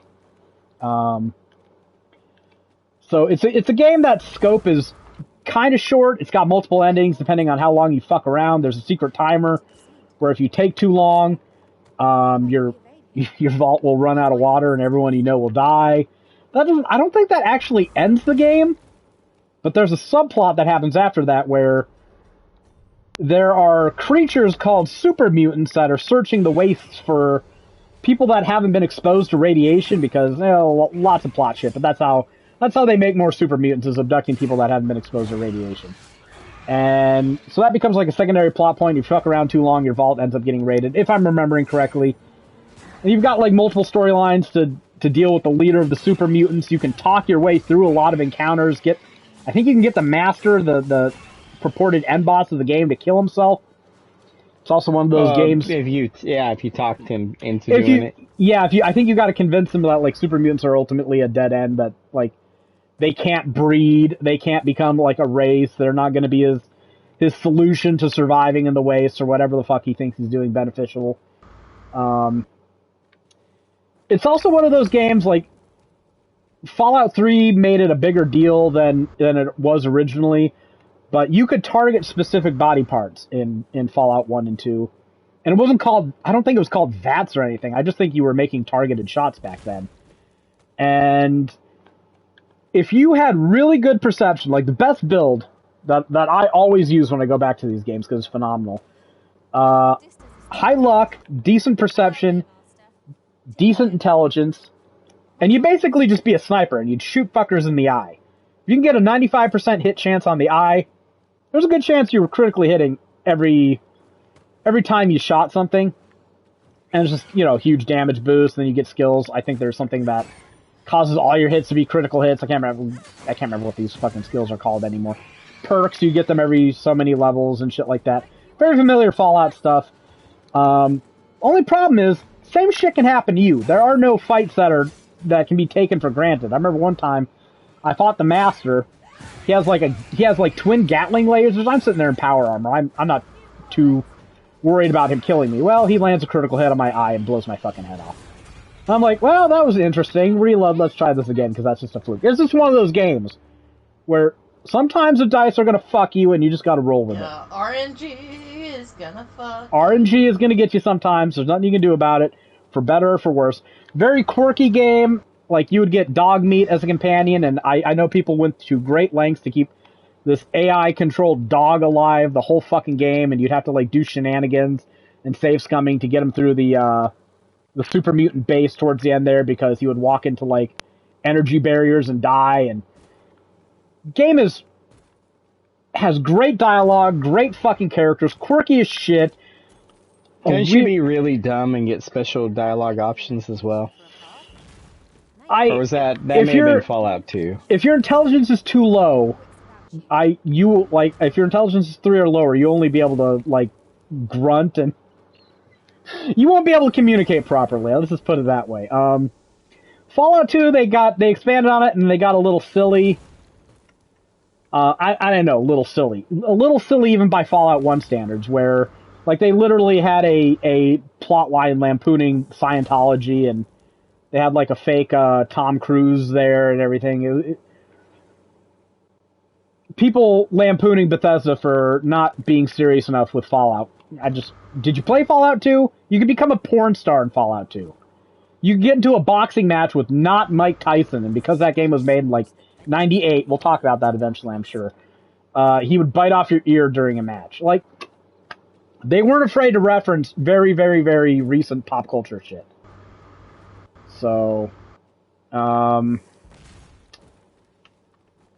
zany game. Most of the elements that you expect to be in there were there. Death Claws were actually something that they built a whole storyline around. They made them feel special. I think they were attacking, like, water caravans. They explain the reason why bottle caps were like the currency.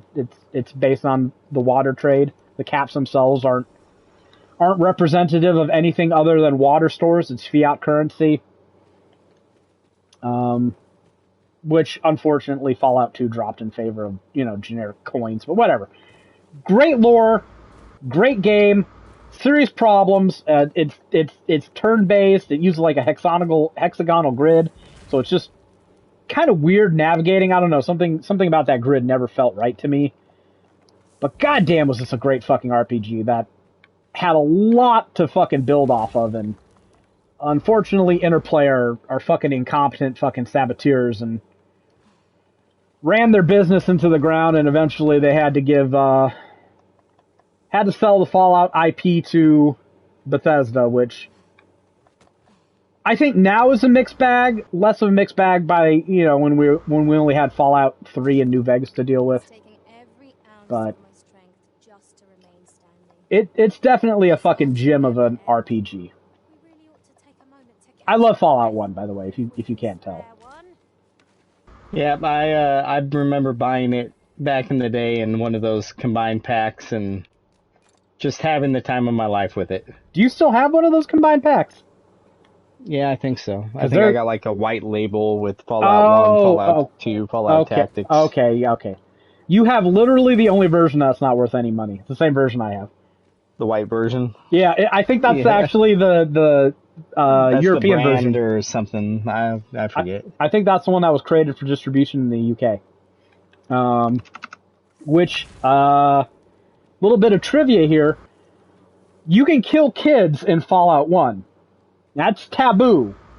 I think they had a pretty heinous like school shooting in the UK, and like because they're a sane country, they decided, you know what, we can have this shit happen all the time where we can get rid of guns. We're going to get rid of the guns. And surprisingly, they haven't had that shit keep happening since. I wonder why. But they're a little sensitive to the whole, murdering kids thing, and since your NPCs would just indiscriminately use burst fire, it's not something you could really remove out of the game, so Black Isle decided to do the only logical thing and get the kids out of the video game, because there aren't any important kid NPCs. They're just little people out wandering around town. At one point, they had a perk about it, didn't they? Like I can't remember. They might have. Years later, one of the artists shared a picture of a child killer perk. It might have been a negative perk. Yeah. Yeah, that he did art for. I mean, they had a lot of stupid perks, especially in Fallout 2, where like. Well, they didn't include it, so. You could. But the art he did was the Pit Boy guy, the Fallout Boy guy, kicking a woman in the stomach. Ah, yeah, I do remember saying that. Do you remember that? That was a thing. I mean, I bet there's all kinds of fucking shit like that doesn't make it into a video game that, we just don't hear about for good taste. I know Rebecca's agreed by this, and she's probably going to write an angry letter to Black Isle to let them know how much they ruined the game by taking that out, but it's not something I'm really too concerned about. You know what? If they got rid of all the kids in all Fallout games, I think it'd be a better fucking franchise. The monsters! Fuck off, you little freak. And of course, Bethesda's solution to the same problem was just make all the kid characters immortal. Which really pisses you off because they're so fucking annoying. Yeah, it just means that it can be the most obnoxious pricks with impunity. And of course, they are. So, yeah, Fallout 1, great RPG. As much as I love to, blow smoke up its ass, I'd say it's 8 out of 10, 8.5 maybe. I mean, got some serious downsides. It's a little weird that a proper party mechanic never made its way into the Fallout games. They were clearly trending that way with Fallout 2, which has a much better companion system. But it just... Black Isle died. We never got their version of it, and Bethesda is incapable of creating anything interesting or new on their own, so they just kind of turned Fallout into the Elder Scrolls with guns. And instead of building towards a more Fallout like building towards where Van Buren was going with what was supposed to be Fallout 3 before it got canned. They kind of just turned it into Oblivion with guns, which it's fine, but there's an alternate timeline where we got Van Buren. Where we got Van Buren, Interplay didn't fucking commit seppuku, and we got a party-based Fallout game that wasn't, a misguided tactics spinoff. Anyways, offer me things for Fallout. I'm a big fan of Fallout 2, by the way. Or Fallout as well, I meant to say. What, you don't like Fallout 2? I do like Fallout 2. Did you ever play Tactics? A little bit. One Fallout game no one's ever played. I played a little bit of it because I had that 3-pack and I had extra time because I did a crazy thing when Fallout 3 was about to come out. Like a year before it came out, I knew it was coming out. I had seen some stories about it. I just played Oblivion. I liked it. When Todd Howard was like, it's gonna, like, people were talking, he mentioned it being Oblivion with guns. And this enraged people. And I had just played Oblivion, and I was like, that doesn't sound too bad to me. But I've never played the original Fallout game, so I really can't tap into this rage that people are feeling. So I did the thing, and I bought Fallout 1 and 2. I'm like, I am going to do some research before playing Fallout 3, so I will know exactly what I'm getting into. And I played Fallout 1 and 2 before Fallout 3 came out. And I became a Fallout expert before Fallout 3. And then Fallout 3 came out, and I thought, this is still pretty good. So, not one of the no mutants allowed people, unfortunately. But, yeah, I had that same triple pack. I still have that same triple pack you do. And I played a little bit of Fallout Tactics, and I was like, oh, they really thought the part of these games that people liked was the combat. No, this ain't doing it. Like, it was fine. People, I think... Yeah, I thought the same thing. It was fine. I'm sure I could get through it if I tried, but... Yeah, nah. But I don't play that shit for... I don't play that shit for the combat. The combat is okay. Okay, I have to ask you a question. In Dragon's Dogma, you can still climb on everything? Yeah. Is it, Is there a...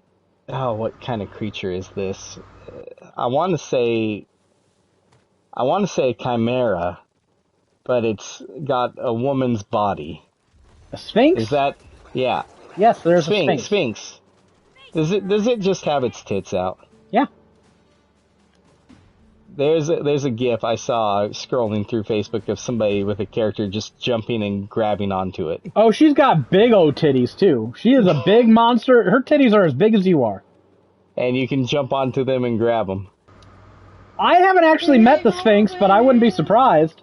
Yeah, apparently that's a thing you can do. So I guess once either one of you get to it, have fun. I found where it is, but I don't want to fuck around with that on the podcast. That seems like something I'd actually need to pay attention to. Swing on some tickle bitties.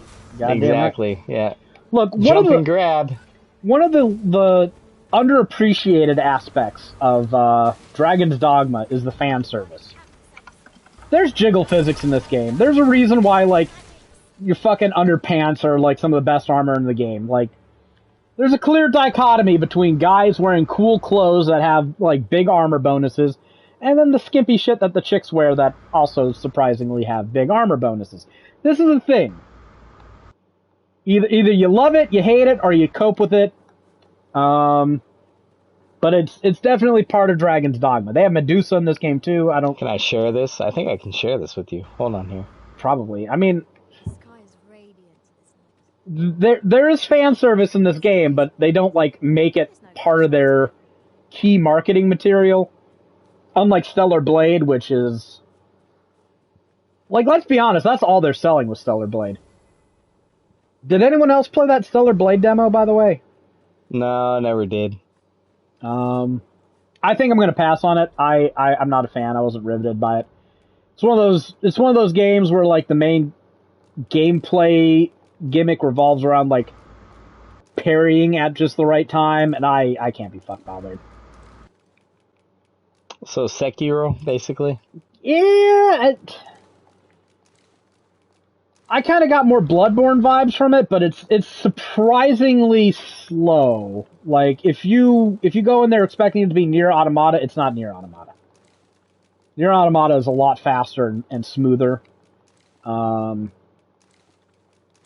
It's definitely closer to Sekiro than Nier though. So I'm you know what I think would be a great trade for Fallout? Go for it. What is it? Resident Evil. Greg, you want to serenade us about Resident Evil? Resident Evil is a fantastic game.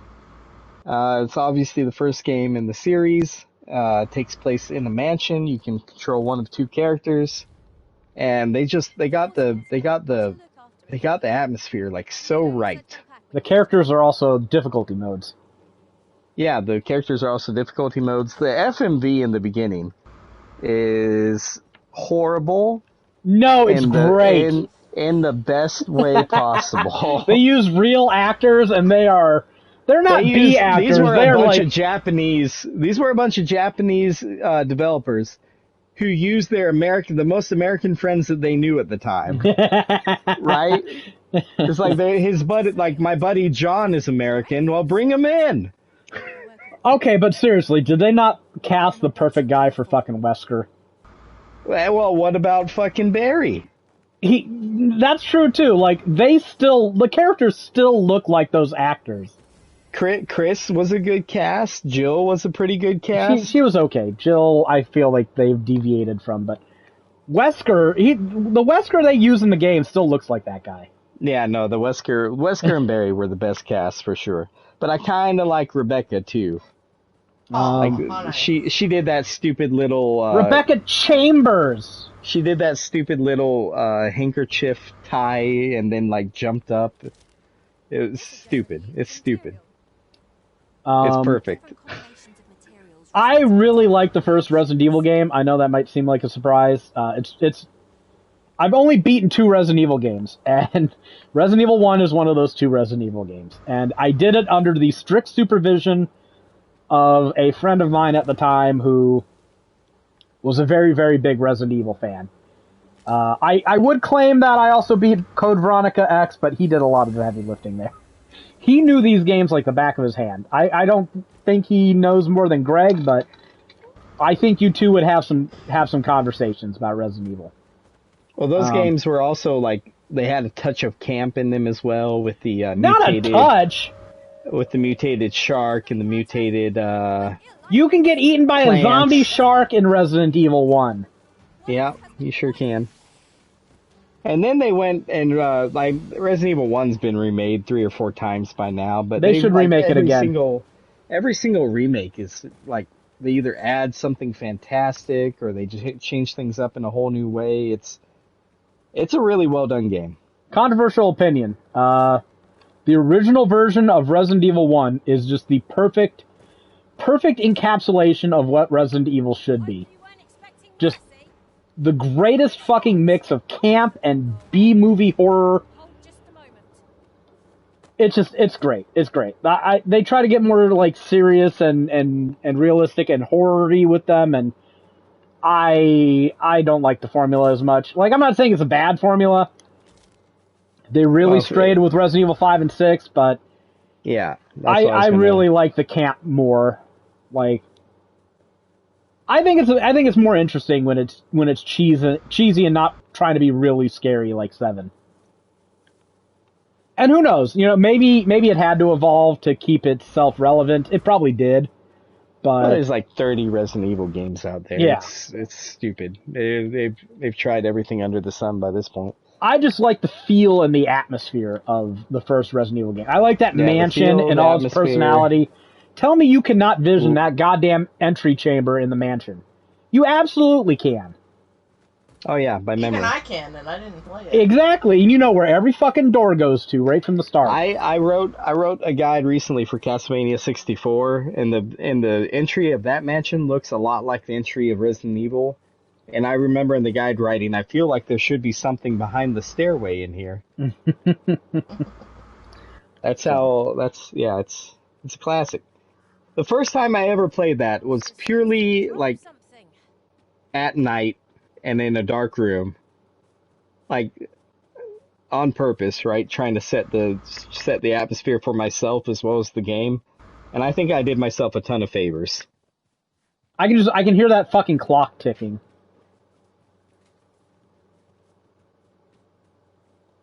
What about the thoughts on the limited saves?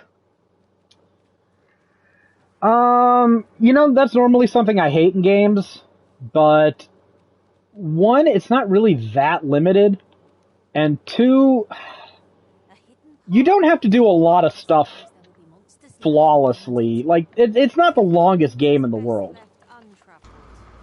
And I remember being able to be guided through that game pretty easily. I figure, like, you can conceivably work yourself into a corner if you save at the wrong time and do stupid things.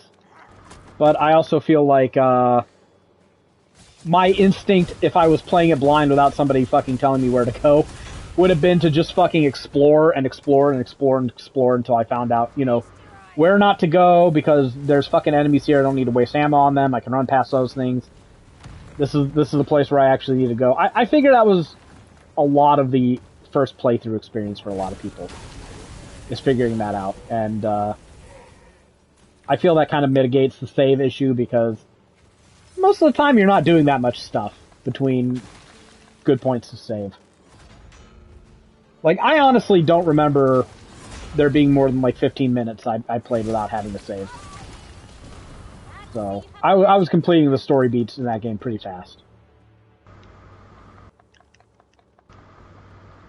So I don't like it, but I don't think it hurt the game. Like, you had to get, like, ink cartridges for typewriters, right? Yeah, but there's only so many...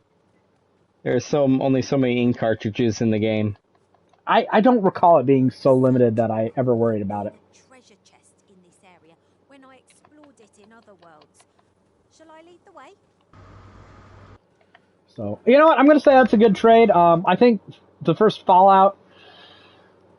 I want to say the first Fallout's a better game. The first Fallout's bigger. There's more to do. I don't necessarily think that makes it better. You know what it is? It's mostly the tank controls. I feel the first Fallout has aged better.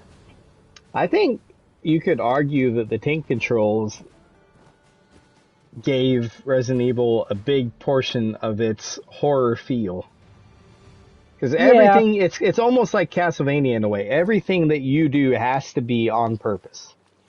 Yeah, but it also... And contemplated. It also feels a little artificial, like...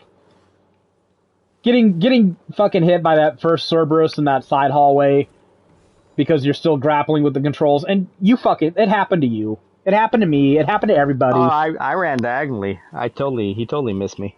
Yeah, I don't buy it. It feels cheap. The Cerberus out on the walkway with Forrest is much more dangerous, I think, because you can't really run from that one. Well, yeah, but it doesn't burst through a window when you're not fucking expecting it. Yeah, no, yeah, you're right. That the hallway's the moment. When you say the moment in Resident Evil, that's got to be the moment, right? Well, I mean, like when Jill sees that first zombie, I think that's one of the moments. But yeah, then that Cerberus. That first zombie you meet, it does that terrible FMV where it like slowly turns to look at you, and then you're coping with how bad the fucking shooting controls are, and you're realizing how many bullets it takes to put down a zombie, unless you're actually smart enough to aim for the head, which a lot of people playing that game the first time weren't. Like, you didn't realize the first time you shot at that zombie that you could just like jank the fucking control up and shoot it in the head. Don't pretend you did. Yeah. But then once you get attacked by that Cerberus, well, now you're not fighting a fucking slow thing, you're fighting a fast thing, and it fucking sucks. And it came out of nowhere. And you're not that good at these goddamn controls. So, I feel like the controls added add artificial difficulty. Where I don't feel like I'm dying because my character got in a bad predicament. It's just, I'm controlling a fucking robot Jill and she's walking into a wall because this is how it was designed. Yeah, she's almost a Jill sandwich. I will never defend tank controls, Greg. Oh, you're gonna take it? You're gonna take it? Resident Evil Fallout? I'll take it. Oh, yeah, let's take it. Let's take it. I'm gonna throw up. Well, don't do it on stream. Yeah, you need to mute that shit. But don't do that. Rebecca's gonna get you. I will throw it in a box and mail it to you. Let's do Blood Omen. Anyone else play Blood Omen? This is your baby, and it's in 1996. How do you feel about your baby being in 1996? You know what? It's not that good of a game. Blood Omen was first Legacy of Kain game, and it's really weird. And I hate to say this because everyone fucking says it, but this is the one time where it's actually true. It's a very Zelda-like game. It's top-down isometric with surprisingly large, wonky sprites, so you're not getting like the same sort of finesse or control that you'd expect out of a Zelda game. You play as the titular character Kain. You're a nobleman. You're fucking not really good for anything. You get assassinated for reasons beyond your ken at the beginning of the game, and are brought back to life as a vampire to get revenge on the people that killed you. Typical revenge storyline. Very narrative-heavy game. Surprisingly narrative-heavy game for 1996. There is so much fucking voice acting. You mentioned a game where, like, John St. John's Duke Nukem was talking to you. You think that's a fucking impressive feat. You go play Blood Omen. Fucking Simon Templeman is speaking to you half the fucking game. And the voice acting is surprisingly good for its time. They got real actors to do this shit. And had real writers writing real lines and telling a real story. This isn't something that happened at the time. And it's kind of Zelda-ish, except, you know, instead of, like, getting the power glove so you can lift progressively bigger boulders, you're gaining different vampiric powers so you can cross different hazards. But it's the same concept. You clear dungeons, you get new powers to traverse new and old obstacles and progress further and further through the game. And the whole premise of the game is, you know, it's initially a revenge quest, but then it gets into time travel shit, and I don't want to spoil the whole plot of Legacy of Kain as well. I kind of do, but I'm not going to. Surprisingly convoluted fucking story for its time, and even still, a lot of games don't tell this complete of a story. And it sets the stage for, of course, the rest of the series that comes afterwards. Lots of drama with Silicon Knights, who are the original developers, and Crystal Dynamics. These are the people who made Eternal Darkness, by the way, which I think is their masterpiece. Eternal Darkness, and they made fuck, what was that game? Too Human that failed, and then they were caught lying about the engine, the Epic. What was Unreal Engine? Unreal, yeah. Which you should be all on their side for that, right? They were caught lying. What do you want me to say? I don't like Unreal. No, you hate Unreal. Yeah. Okay. Well, one side was clearly in the wrong here, and it wasn't Epic. So, what do you want me to say? Knowing you'd say something along the lines of, they had it coming. Kinda, but you know. That sounds more like you. When you complain about a company like shafting you, but because they were able to use their own engine, I don't want to get it all into this, but yeah, the Silicon Knights was suing because they were claiming that Unreal sold them an engine, and they used that engine, like Epic used that engine to create Gears of War. And Gears of War in 2007, 2008, whenever it came out, was absolutely fucking amazing, at least from a graphical standpoint. And you're a fucking liar if you say otherwise. Absolutely fucking gorgeous game. And apparently, like, the Unreal Engine as sold supposedly couldn't do that stuff. And you also weren't allowed to, like, reverse engineer shit in the code. was a whole clusterfuck. There's a bunch of legalese involved, and ultimately it was found out that Silicon Knights were lying, and they did shit that broke the contract, and it was a clusterfuck. It was bad, and it pretty much killed the company. I don't think you're allowed to distribute Too Human anymore. They pulled 3 games. They pulled Too Human. They pulled some game called X-Men Destinies, and I forget what the third one was. I mean, I know those 2 because I own those 2. Too Human. Yeah. Yeah, the concept behind Too Human was pretty good. The execution was shit. Yeah. The story concept was pretty good, and they were planning like a trilogy, and they I forget his name, but the CEO of, I mean, he's a smart guy. He had big plans. Yeah, plans are probably too big, honestly. David Dryzek or something like that. Wasn't one of the Silicon Knights founders like a real piece of shit? Like, went to jail for some seriously heinous stuff? I can't remember. Yeah, I can't quite remember either. Either way, Blood Omen. Yep, you could kind of see how good they were going to be even way back then. They had really good production values, but the actual gameplay was kind of not great. There were a lot of clipping issues. The game just wasn't all that fun to play on a moment-to-moment basis most of the time. Surprisingly, I did manage to beat it back on PlayStation 1. And that's just how much I loved Legacy of Kain and wanted to... I have no idea if I own that game. I have to go look. I don't know if I own it anymore. I think I do. I have to walk 3 feet this way. You poor soul. Yeah, how will you manage? Hard. Oh yeah, I own it. Yeah, Blood Omen, Legacy of Kain. There she is. I would buy that game again if they released it on PSN. I'm not sure I'd play through it. Of course, one of the lead writers for Soul Reaver, which would be oh yeah, and it's the start of a series. We didn't even mention that. Yeah. Soul Reaver is the one where it became big. Blood Omen was just not a Zelda clone, but took Zelda inspiration and had really great lore and voice acting and storytelling.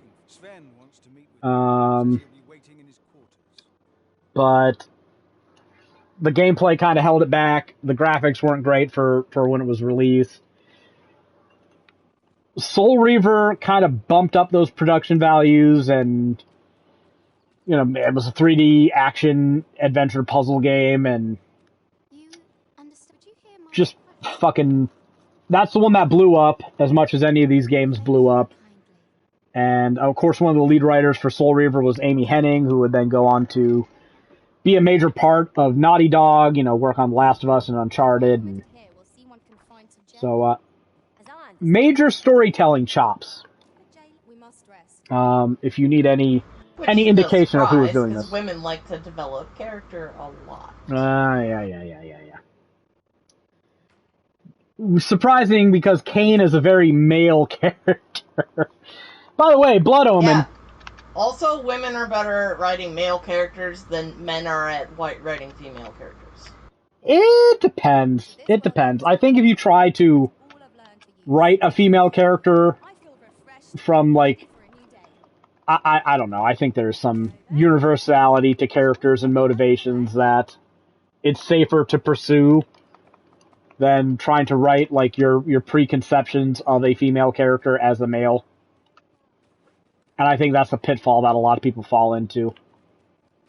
Or they're not actually writing a female character, they're writing the personified pair of tits that they're trying to sell in the game. Yeah, that which happens a lot, but...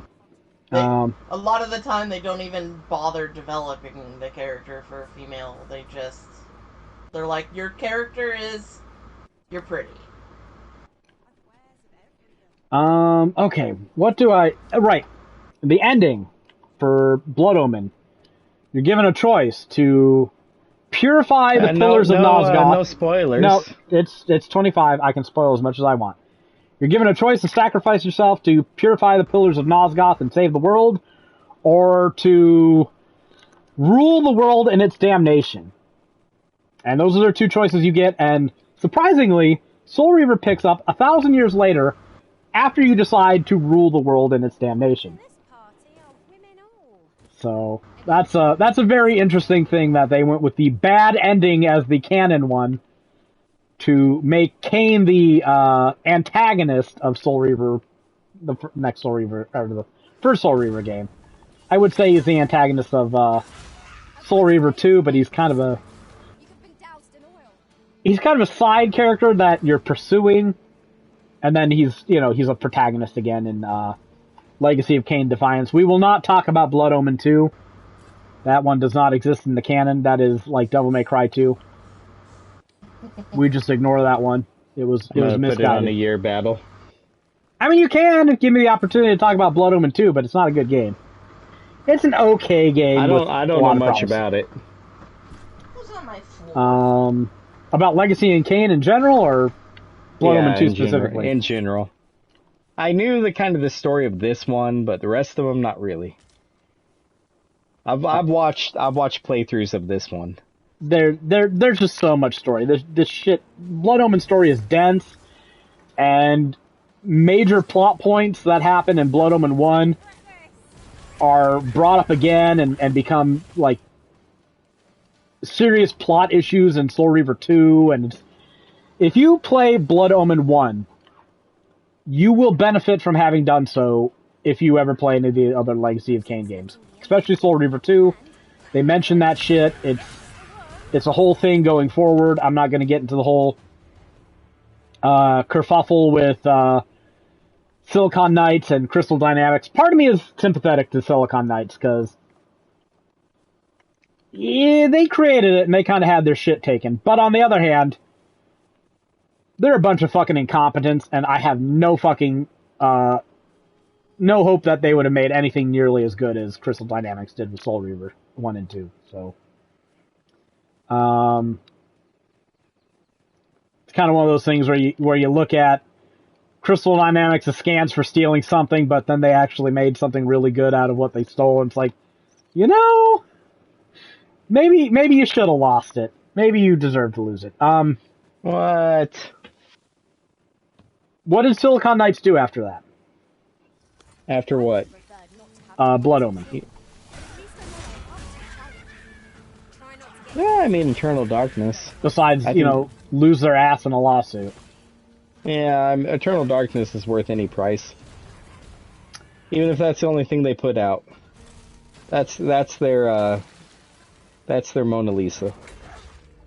Well, it sure isn't the first Blood Omen because somebody took their concepts and did it better. Yeah. And that's just painful. What would I give for fucking Blood Omen?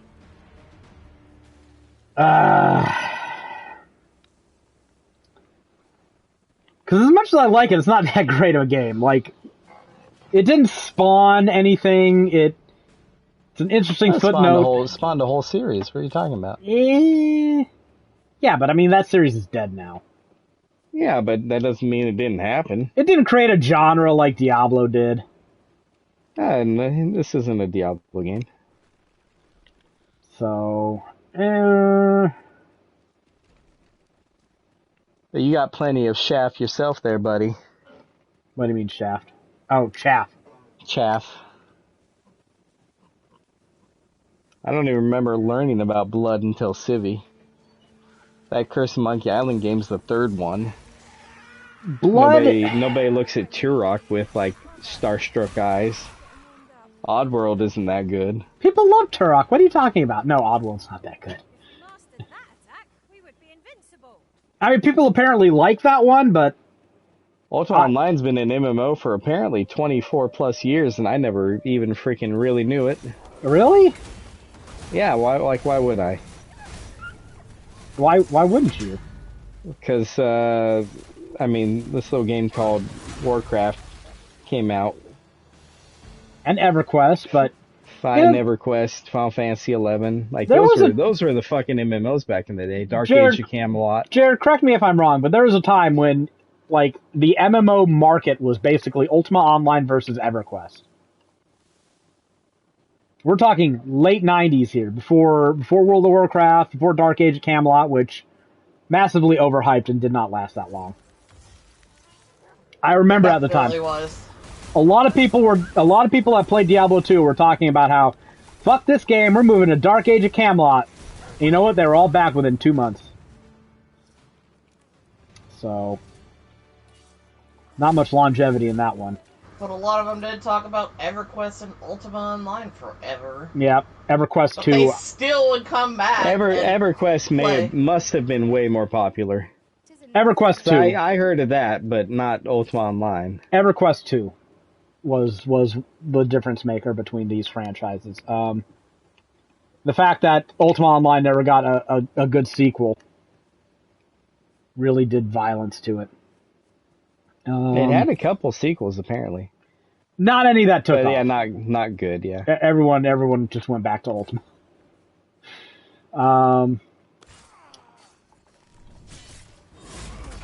You know, I think I would trade Ultima Online for Legacy of Kain. Ultima Online, hold on.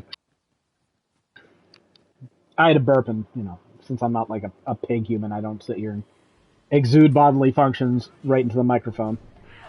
Ultima Online was, God, it was one of those really early MMOs, so it kind of had the sensibilities, kind of had weird sensibilities as for what you'd expect out of an MMO.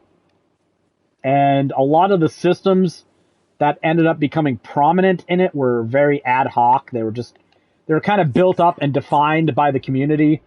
So, like, if you wanted to get, like, basic starter gear and really do shit, I remember one of my dad's friends played this game a lot.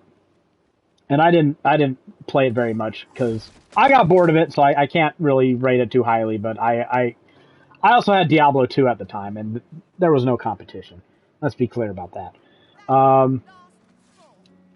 I remember I would just spend a lot of time fucking cutting wood. I think that's what I had to do. Cutting wood for this guy for some fucking reason, and he would give me fucking starter gear for it. And, you know, this is just something that was completely made up by the community to do. There's a lot of odd jobs where you would force milling duties on newer players, and then you'd give them starter gear. And you know, now that I think about it, I did something very similar in Diablo 2, where I had a clan, and a lot of us were high level characters. We would, do runs in hell difficulty. We would pick up expensive things that sold for a lot, like exceptional armor, sell them. We'd put the money in a game where we were just farming. We were trying to farm Stones of Jordan. And the way you did this is you'd have like 2 of the other unique rings in the game, and you'd have 2 low-level characters gamble. And you would just go into the game and dump money, and they would just sit there all day and gamble. And you'd have like, I think we had like 7 or 8 people that would just come into the game and drop all their money periodically. And like, there are two people that just sit there and gamble the money. If they were around, sometimes they'd be AFK, whatever the fuck. And you'd fucking give them gear for the Stones of Jordan because they couldn't gamble it themselves, because they didn't have the rings, they didn't have the money. And Stones of Jordan were like the fucking currency back then. It was a process, man. We had a fucking mill for that shit. Just spend fucking weeks gambling up 30 of those fucking things and trade them for like a really good rare lance or whatever the fuck. But there are systems like that in Ultima Online, and I feel like MMOs lost a lot of their magic when, one, it became codified in the game rules, like how you were supposed to exchange goods and services, and 2, the developers wanted to take a cut. Master, if ever your pack grows But Ultima Online was before that shit. It was jank as hell. There were a lot of exploits. There were rules that didn't make a whole lot of sense. But man, you could just lose fucking time in that game doing very, very trivial shit. I wish Jared were here too, because I know Jared played one of the EverQuest games a lot, and I'm sure there are like parallel experiences that he probably had with some of these games. Yeah, I mean, Final Fantasy XI is the first one I was really big into, and it had all the quirkiness ever as well. Probably much more well developed than those games, though. They were definitely older. Yeah, I think I want to say knee-jerk reaction that Final Fantasy XI is more similar in like structure and maturity as an MMO to something like EverQuest 2. Yeah, I'm sure. EverQuest 2, Dark Age of Camelot, I kind of think those are comparable. And then World of Warcraft came and forced the entire genre into, like, paralysis for 15 years. And everyone just tried to emulate it, and no one really iterated or improved upon it in any meaningful way. A lot of people died trying, though. But anyways, yeah. Ultima Online. I mean, I'll take that. I don't know enough about either one to think one would be over the other, but they're very different Ultima games. Online is huge. Blood Omen may be better remembered, but yeah, let's keep going. Your turn. They're very different games, very flawed in very different ways. We gotta get through this. I want to go to bed soon. All right. Fuck it. Let's do Final Fantasy VII. Jesus Christ. We got to get to it sometime. Final Fantasy VII, arguably the best Final Fantasy game ever made. The closest thing I even have, I have nothing as good as that. The closest thing I have is Super Mario RPG. Not even close. There's some people out there that would say they prefer Super Mario RPG. They're crazy. As of 6 months ago, I can say I have now played both. Incomparable. Final Fantasy VII. Final Fantasy VII blows Super Mario RPG out of the water before you even are done with Disc 1. I like how quirky Super Mario RPG is, too. And it's not this gigantic, ginormous fucking game. You can get through Super Mario RPG at a good pace. Yes. That's something. I, too, like how this game I'm trying to trade is nowhere near as good, big, or impressive as this other one. Hey, I mean, there's no comparing it to Final Fantasy VII. One is for people. Babies are people. I don't know if Rebecca knows this, but babies are indeed people. No, not yet. They don't become people until they're 7. Oh my god. They're larvae until then. Any court in the land would disagree with you and put you in a room because of that. Our courts say that in a room that you can't leave. In fact, our courts say that corporations are people. So I'm not going to take that argument as not only are babies people, but corporations are people. Are babies corporations? Because I think they'd have more rights if they were. If I threw in Elder Scrolls 2 Daggerfall. No, still not going for it. How much closer am I getting? I didn't say how much closer am I getting. Give me more. Have you ever played Daggerfall? I have. Very fucking primitive. Very primitive. You know what? I actually think Daggerfall is closer to Ultima Online than Final Fantasy VII. Like, there's a lot of stuff, but man, was it fucking ancient Elder Scrolls. Like, well, this is a prototype of what you'd expect. This is the age of AI, right? They were doing that shit well before anyone. Wasn't Elder Scrolls 2 a lot of it like procedurally generated? Yes, except for certain places. And it was absolutely humongous. A new game every time you played. The continents were the same. The areas were the same. I mean, fucking Skyrim and Hammerfell and like these places. The places weren't changing, but they made it like absolutely ginormous. Okay, yeah, so the Wikipedia page says Daggerfall has 15,000 cities, towns, villages, and dungeons. Yeah, and a large portion of those are AI generated. Which means they're not worth a damn. Final Fantasy VII, like, how much can we say about it? Like, where does it rank all time in your list of best JRPGs? Top 5. I mean, easily, it's up there. I do like it quite a bit. Like the only I've told you before, I like 6. 6 probably edges it for me. I think 9 is also really good. But I mean 7. I mean, the whole Genova thing is pretty fucking classic. I think 10 is probably the best Final Fantasy for just talking the party members are pretty fucking good, all of them, right? Kate Sith. Well, there's a couple. Yuffie. But it's not just Kate Sith. Like, he's actually tied to something else. Yuffie's actually tied to something else. Yeah. Absolutely excellent music. Elder Scrolls 1 and 2, in my opinion, Elder Scrolls really doesn't take off until Morrowind. Would agree or disagree? Yeah, no, that's, yeah. 1 and Like- 2 don't really move the needle for me. 2 is impressive. Don't get me wrong. It's for the day and age. It's the other thing I really liked about 2 was all those fucking endings. And you know how in Morrowind they somehow made it so that all those endings came true at once. No, I don't recall Have that. you not gotten into Elder Scrolls lore before? Not that deep. Oh, jeez. No, I mostly started playing around Oblivion. Well, okay, fair enough. You didn't play Morrowind at all? I tried. Because Morrowind was...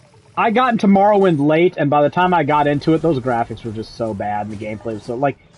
I'm sorry, I feel like a troglodyte for saying it, but once you play something like Oblivion, it's really hard to go back to Morrowind. What, did you play Oblivion first, or Morrowind first? I played Oblivion first. It wasn't... I mean, you can't blame the games for you playing out of order. Well, I know, but the jank is just off the charts when you try to go back. Plus, there's the year difference, right? So, Yeah, I mean, Daggerfall is basically all about this thing called the Numidium, and the different people that want to use it. There's a golem, I think, at some point that you can choose to resurrect and have it like turn into a god. There's a lot of fucking weird things about that. I mean, the plot is there. This is before the series like jumped forward 200 years every game. Yeah, this is there's a little bit better continuity between them. This is very political with Tiber Septim and the different nations of High Rock and Hammerfell, and it's basically go collect certain MacGuffins, give them to certain people, and you can choose an ending. I watched speedruns of this, and you can get through it pretty fucking fast, like 10 minutes, if you know where to go, what item to get, how to clip through certain things, how to get to certain people. It's interesting, but yeah, I mean, Elder Scrolls for me didn't really start until Morrowind. I mean, you gotta sell me. I'm hearing like It's an RPG. It's huge. You can get lost into it. I'm hearing One Winged Angel play in my fucking head. And it's an RPG. It's huge. You can get lost into it. It's worth a portion. It's worth something. It's worth a sliver. It's worth a portion, along with Super Mario RPG. And I still don't think those two games are enough. No, not even close. Keep going. So let's see here. But you know, it's also the closest. To be fair, it's also an RPG that I have. I don't have any other RPGs, I think. Well, kinda. Civilization 2. That's probably not what you'd call an RPG, but God, is it also massive and addictive. Gandhi nukes you. Did the words "one more turn" mean anything to you at all? Yeah, but that's mostly a disease I caught with Rome Total War, not Civilization. Well, it started with Civilization, and you know damn well why. Because it's fucking addictive. Because Gandhi will nuke your ass. Building a civilization, guiding them from primitive, fucking cavemen up to modern times, and taking over the world. I mean, you could take over the world through violence. You could take over the world through culture. You could take over the world through, I forget the other ways. I'm sure there's other ways. Diplomacy. It's an addictive game. Quite fun. Obviously, so I think Civilization 4 was probably the peak, but when I was joined the Air Force for the first time and was in tech school, for the first time I ever... You joined it more than once? Yeah, as opposed to the second time. That's the first time I thought you were only in the Air Force Civilization. for 4 years. Oh no, mini tours. Okay. I remember playing it for the first time in the evening, looking up at the clock, and it's like 4 or 5 a.m. and I have to go to fucking school, right? And thinking to myself, well, I can never play this game again. Like, I had to go cold turkey off that fucking... I didn't play it until I was like out of training. It's too addictive. Couldn't do life anymore. And this is why you actually fucking passed your fucking tech school. Yeah, because I cut myself off of Civilization. Unlike one of my friends who was convinced to join Did he fail? He failed. To cut himself off? I don't know what he failed to cut himself off of, but he failed out of fucking vocational. He was trying to become an electrician in the Navy, and he failed out of that shit. He failed to stop fucking lesbians and 40-year-old women. I guess. But he ended up... That seems like an odd failure. He ended up... Jeez. He ended up becoming a welder. An underwater welder. He had to do the shittest fucking jobs ever. That seems way harder than fucking electrician. And, yeah. Like, being held up on a harness fucking alongside the ship or above the fucking ship's tower, he fucked that up. Alright, so those are 3 games that I'm laying at the feet of Final Fantasy VII. You gotta at some point.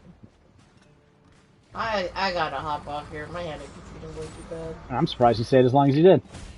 Me too. Bye, guys. Bye, Rebecca. I think you can do more. Remember the first time you saw... that's fair. Remember the first time you saw Aerith die? Spoilers for this 25-year-old game. Oh, man. Those fucking FMVs. Holy shit. Fucking that Nobuo Uematsu music. Speaking of which, he's the next one on my death list. Oh, don't say that. We've had so many fucking people die. And I'm like, he's next. 2024 is kind of the year of Japanese creatives dying so far. He's right up there with Akira Toriyama. Actually, Akira Toriyama's a little bit higher in my estimation, but still. Not me, man. I take the music over the drawings. You kidding me? Uematsu basically did the first 10 Final Fantasies all by himself. And I'm sure he didn't do them all by himself. He didn't do 10 by himself. The first 10 of them. Yeah, absolutely. No. Yeah. They had other composers for 10. He probably did 90% of it, though. I think he was weeding himself off by 10. No, I think 10 was his last big hurrah.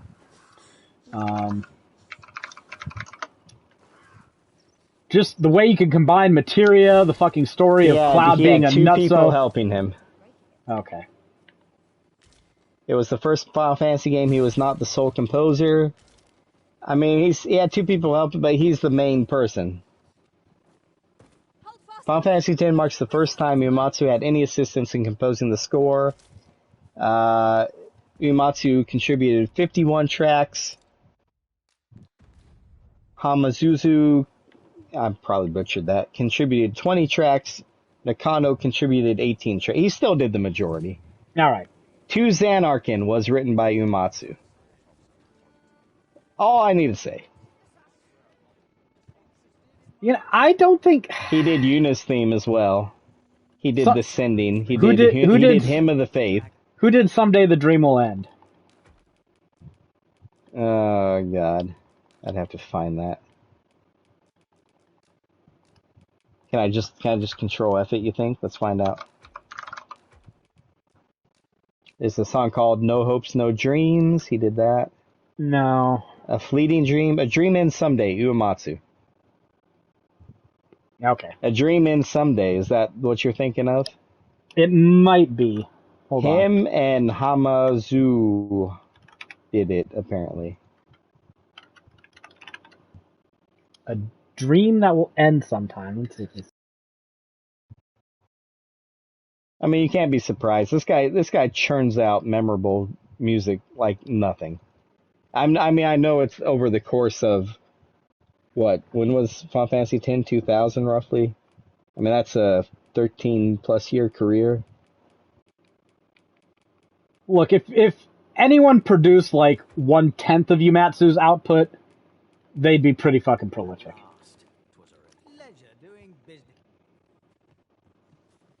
And you extra convinced me. You're right. He did so many good tracks in Final Fantasy VII. Fucking One Winged Angel, Mako Reactor.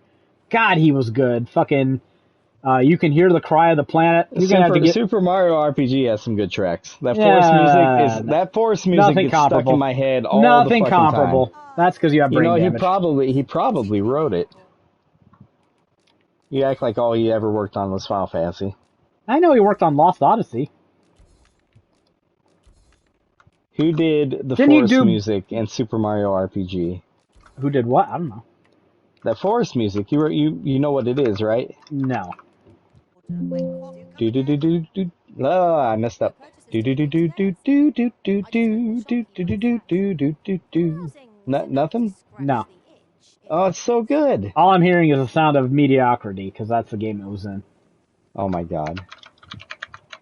Super Mario RPG Forest Maze, that's what it's called. This is a classic song. Have you I not played heard it. this I can before? comment on it. I didn't think that game was very good. Meh. Oh, he did help write this song. I think the music when you're in like the lower reaches of Gungaga and Rebirth, way better. Yeah, I'm giving you 3 games. Come on, this is good. No, this is Final Fantasy VII. You're gonna give me more than 3. What'd you give me for what'd you give me for Diablo? I pretty sure I gave you Symphony of the Night. Yeah, that's a good game. Yeah. I'll throw in Sonic 3D Blast. All right, I'll do it. You gotta quit the bleeding at some point. Just because I want this to go forward, but Exactly. Final Fantasy VII. Alright, so I got 4 games left. You have 6. One of the best games ever made. I think I would put it in my top 10 favorite games of all time. I beat Tales of Zestiria while we were doing this podcast, by the way. What do you think of it? It's okay. I don't think it's nearly as bad as people make it out to be. I think Berseria's better, but that's mainly because of the combat system in Berseria is better. Ugh. They should if they would sounds redo awful. What, the combat system is better? I didn't like the combat in Berseria. I never knew what the fuck I was doing. You could make your own combat chains, and it was very clear how they worked. Like, what part of that didn't you get? Because the animations just they just kind of did whatever, and they didn't really conform to what Just you were fighting. hit the button, and then the order of the buttons that you hit is the same order as what you've assigned, and that's the moves that happen. I'm very confused how you're not. No, I'm not buying this. Like, what didn't you get about that? Because it never really seemed like the moves mattered. It's like, why am I not just... It did. Each move was strong against a certain type of enemy. So why wouldn't I just make like them... my circle was for like snakes and jelly enemies and that kind of shit. So and why wouldn't I just make... triangle was good against birds and dragons and... Why wouldn't I just make a move list that's just like all the same type of attack for one specific enemy? I mean, you could, but it wouldn't have a whole lot of variety. So, like, well, who cares? You know, Would it work? It was good against. You know, how I said my circle was good against 2 different kinds of enemies. Yeah, that's the reason. There's more different kinds of enemies than there are endings. Well, yeah, strings. But you're not going to fight all of them in a single dungeon. Plus, some of the moves gave you HP back. Some of the moves broke armor. Like, you can work that in. I don't know. I didn't find it very compelling. Well, it's better than Zestiria. I'll tell you that. They have arts. Every one of these ones has arts, of course, but the arts in Zestiria, you can kind of see where Berseria got it from, because some of the arts in Zestiria have the same type of thing. Like extra good against this type of enemy. But it wasn't anywhere near the level of Berseria. But you can kind of see where their mind was going. I don't know. I just liked Arise better. It made more sense to me. Oh, Arise is better than both of those. The thing I liked about Arise the best was you could call somebody in and just break an enemy type or something, you know? Even though the enemies in Arise were probably a bit too chunky in the beginning. If that's a word, I guess. Meat shieldy. Meat shieldy, yeah, they're a little too beefy. But that's fine. I think the best game on your list at this point is Harvest Moon. That's a pretty good one. Send me a list that has these updated so I know it's still left.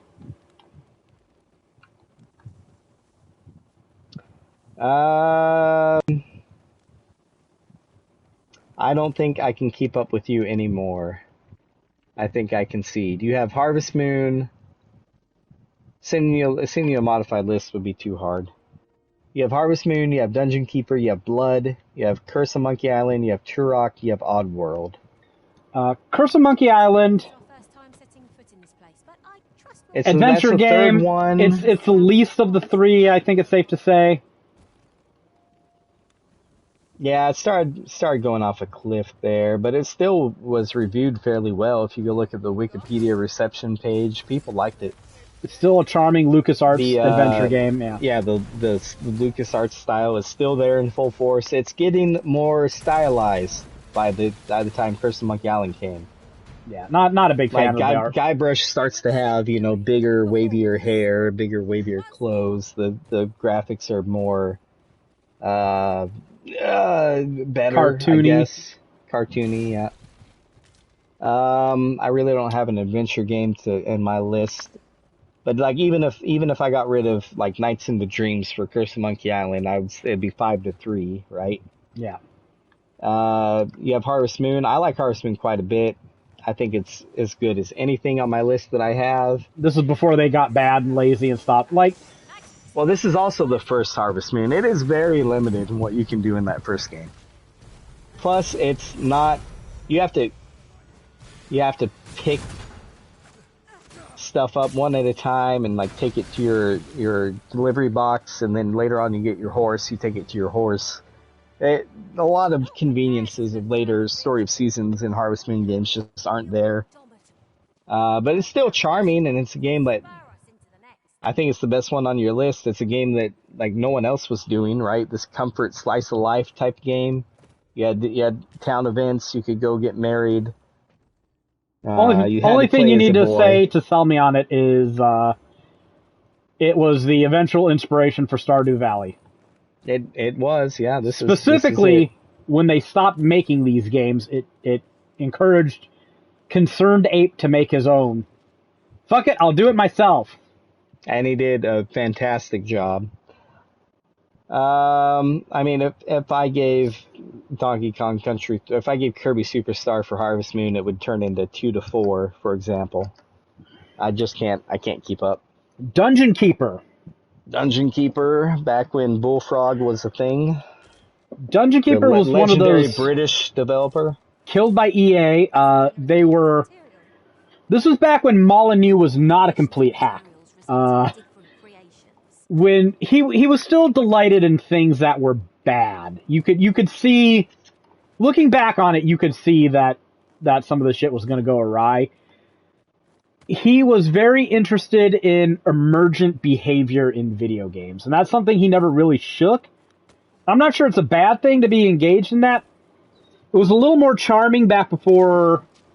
I'm not going to get into a whole spiel about AI, but at this time, getting little video game sprites to do anything of what you wanted them to do was impressive and interesting, and any kind of emergent behavior based on very simple code combinations working together in ways that weren't explicitly intended was neat. It was interesting. It was very, very cool. And Dungeon Keeper was one of those early games that really did this. The whole conceit is you are a dungeon keeper, which is you're the overlord of a fucking cliche dungeon that heroes try to raid because you're an evil bad guy, but in a cartoony British way. So you're not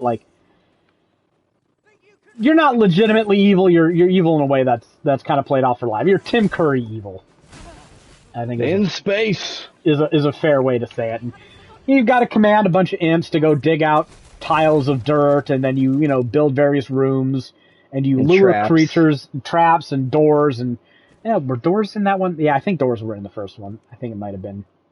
I played 2 a lot more than I played the first one, which is generally viewed as the worst game. I prefer Dungeon Keeper 2, but anyways, once you started filling your dungeon up with these little creatures that had their own you'd think The Sims, but you're creating a fucking dungeon for heroes to try to conquer. Each of these little creatures, they have their own aptitudes, and they want their own things. They don't all necessarily like each other. They don't want to be layered next to each other. Some of them eat more. Some of them move slower, some of them get more disgruntled faster, depending on what jobs you have them doing.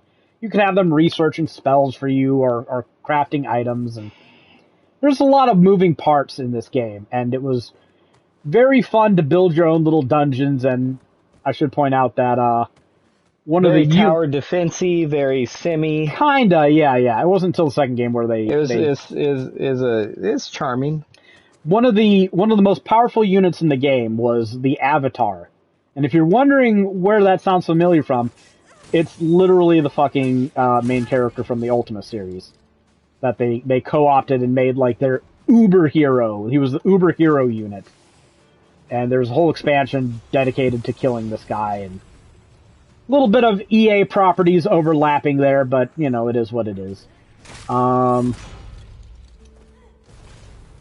Yeah, but that, I mean, needless to say, even if Dungeon Keeper took Donkey Kong Country 3, then it's 3 games to 1. Like there's just no, and I think Dungeon Keeper is better than, because my last 2 games are Guardian Heroes and Donkey Kong Country 3. I think Dungeon Keeper is, I would rather play it than either of those. Really? Donkey Kong Country 3? Donkey Kong Country 3, like Jared said earlier, I think 2 was better than 3. I mean, it's Donkey Kong Country 3 is okay, but it's it's the third in the series. You don't have Diddy or Donkey Kong. Okay. It's Donkey Kong Country without Donkey Kong or Diddy at this point. The new playable character they gave you was Baby Kong, and no one wanted that. Oh, so yeah, it's like the series with Scrappy Doo and stuff. Yeah, basically. Okay. Guardian Heroes, just to cover my last game, another Sega project made by Treasure, and you could it's basically a beat 'em up. You could level up. You take different paths through the stages. It's pretty fun if you've never tried it. I first played it on the Game Boy Advance. I think the big takeaway for a lot of these games in these years is there's a lot of experimental shit happening. The easy thing to point to and look at is the proliferation, can't say this word for some reason, of 3D games. And that is a very obvious one. That's the thing that's happening, but there's a lot of technology that's maturing and becoming more available for, like, you gotta think, Quake was... Super Mario 64 was on the list. Quake and Quake 2 were both on the list. Well, one thing that needs to be covered, especially going forward, Quake was the game that made people buy 3D accelerator cards.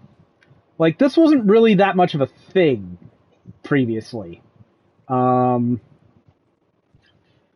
I mean, like, we're just seeing the expansion of technology, and not just the expansion of it, but we're seeing gaming become a big industry. Like, in the late 80s, early 90s, a lot of computer companies kind of looked down their nose at gaming. It sold. People wanted to play games on their computers, but you'd market these things as like productivity hardware, and this is going to do your taxes, and this is going to fucking work in the office and shit like that. And oh yeah, you can also play fucking, you know, Dungeon Master game, whatever the fuck. By the mid 90s, that shit started to change, and being able to play games well is becoming a bigger deal. And, you know, developers are getting a little extra horsepower to play around with. They're starting to be able to devote processing power to weird shit like your AI units in a strategy tower defense type game, arguing about fucking living arrangements instead of just, you know, go here, kill that. So we're starting to see also the proliferation, again, I can't say this word, of procedural generation is becoming a big thing. And I think like some of these trends hit their maturity and then don't know when they've had enough as far as like engaging content goes, and then they just run right off a fucking cliff, especially procedural generation. There's some cases where it matured in advance and made something more interesting, like Minecraft. And there's a lot of cases where it's just lazy and the developer tried to sell an auto-generation technique as a feature where it's like, at some point when you're playing enough procedurally generated games in a row again and again and again and again, and developers are saying, an endless variety of experiences. You're like, yeah, I just got done with a game that sold that to me. What, you know? the Starfield? Yeah, where it's obviously a crutch. It's obviously not as good as handmade content. Like, I hate to say it. I think people are wise on that now, hopefully.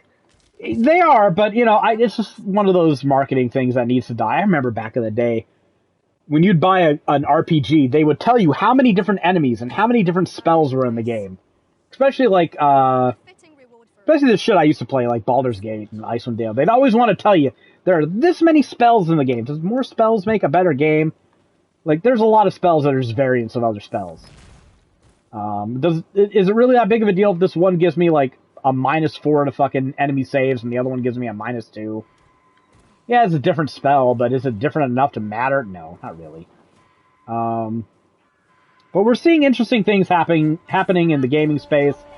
People want to remember things differently, but Final Fantasy VII was a tremendously big deal. It's when Final Fantasy became mainstream. I'd argue when JRPGs became mainstream.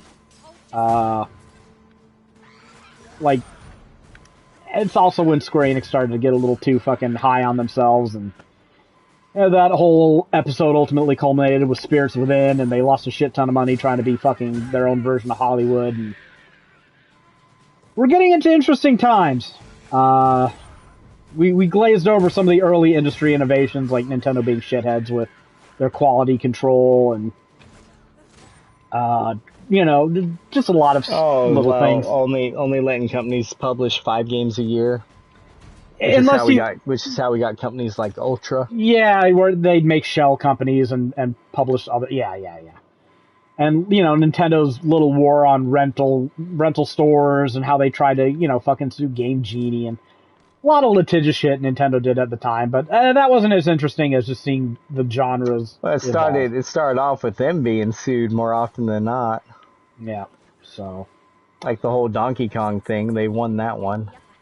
Yeah, because who fucking sued? I don't think Universal. Was it Universal still at the time? Yeah, Universal, yeah. Because these companies have consolidated so many times, it's hard to tell who's even who anymore. Yeah, King Kong. Let's be clear. Donkey Kong is entirely derivative of King Kong. But at the end of the day, it's a big fucking ape. Yeah, I don't think you can put a copyright on a big ape. So, it's derivative, yes. It doesn't matter. It's a difference with a distinction in this case, I think. So, but we are seeing the industry move forward into the 3D realm very fast. Next year battle, 98-97 or 98-99, we'll be moving into territory like the Dreamcast, and I think the PlayStation 2 will be out by then. It's getting close, yeah. We will be talking about some things. Actually, you know what we're going to get into. So fair to say 97 won. I thought 96 had a good chance. I'm disappointed. Final Fantasy VII, Fallout, GoldenEye, Symphony of the Night. Those are some big fucking. Big fucking hitters. I don't think it was that close. I mean, you had Diablo and Mario 64. I think those were by far your biggest. But next podcast, we're really getting into the golden age of Square Enix. Squaresoft at the time, right? You can't bundle up Enix there. Enix wasn't doing shit at this time. You know, come back to me in 2005. Then we'll talk about Enix's masterpiece. 98's got some heavy fucking hitters, man. We're hitting the golden age. That's the year Pokemon came out. Pokemon. Ocarina of Time came out. StarCraft came out. Baldur's Gate. If you were a tactical fan, Final Fantasy Tactics came out in 1998. You know what? I'm gonna let you have 98, so you can defend Final Fantasy VII Tactics, and I'm not too upset about giving you Baldur's Gate. Tactics. I mean, you're in a better position to defend Ocarina of Time, because I don't think that's fucking worth a fucking half a shit. 99, just a little preview of 99, had some... Diablo 2? Was that 99? Underrated RPGs. Planescape Torment. Final Fantasy V came out in 99 for the US. which absolutely gets put in because you're no Japan rule. Fair enough. This is what happens when they release it on the PS1. The anthology collection with Final Fantasy VI, right? Yeah, yep. Okay, I had that. Suikoden 2 came out. Star Ocean 2 came out. Grandia came out. A lot of PS1 RPGs. I haven't heard you mention Planescape Torment. These lists aren't done. I've got 6 things on the 99 list, and that's the other ones are Crazy Taxi and Shenmue. We're gonna have Final Fantasy VIII, Final Fantasy IX, Fallout 2. I think Diablo 2 was 99. StarCraft 98. You know what? If they came out in the same year, bundle StarCraft and Brood War.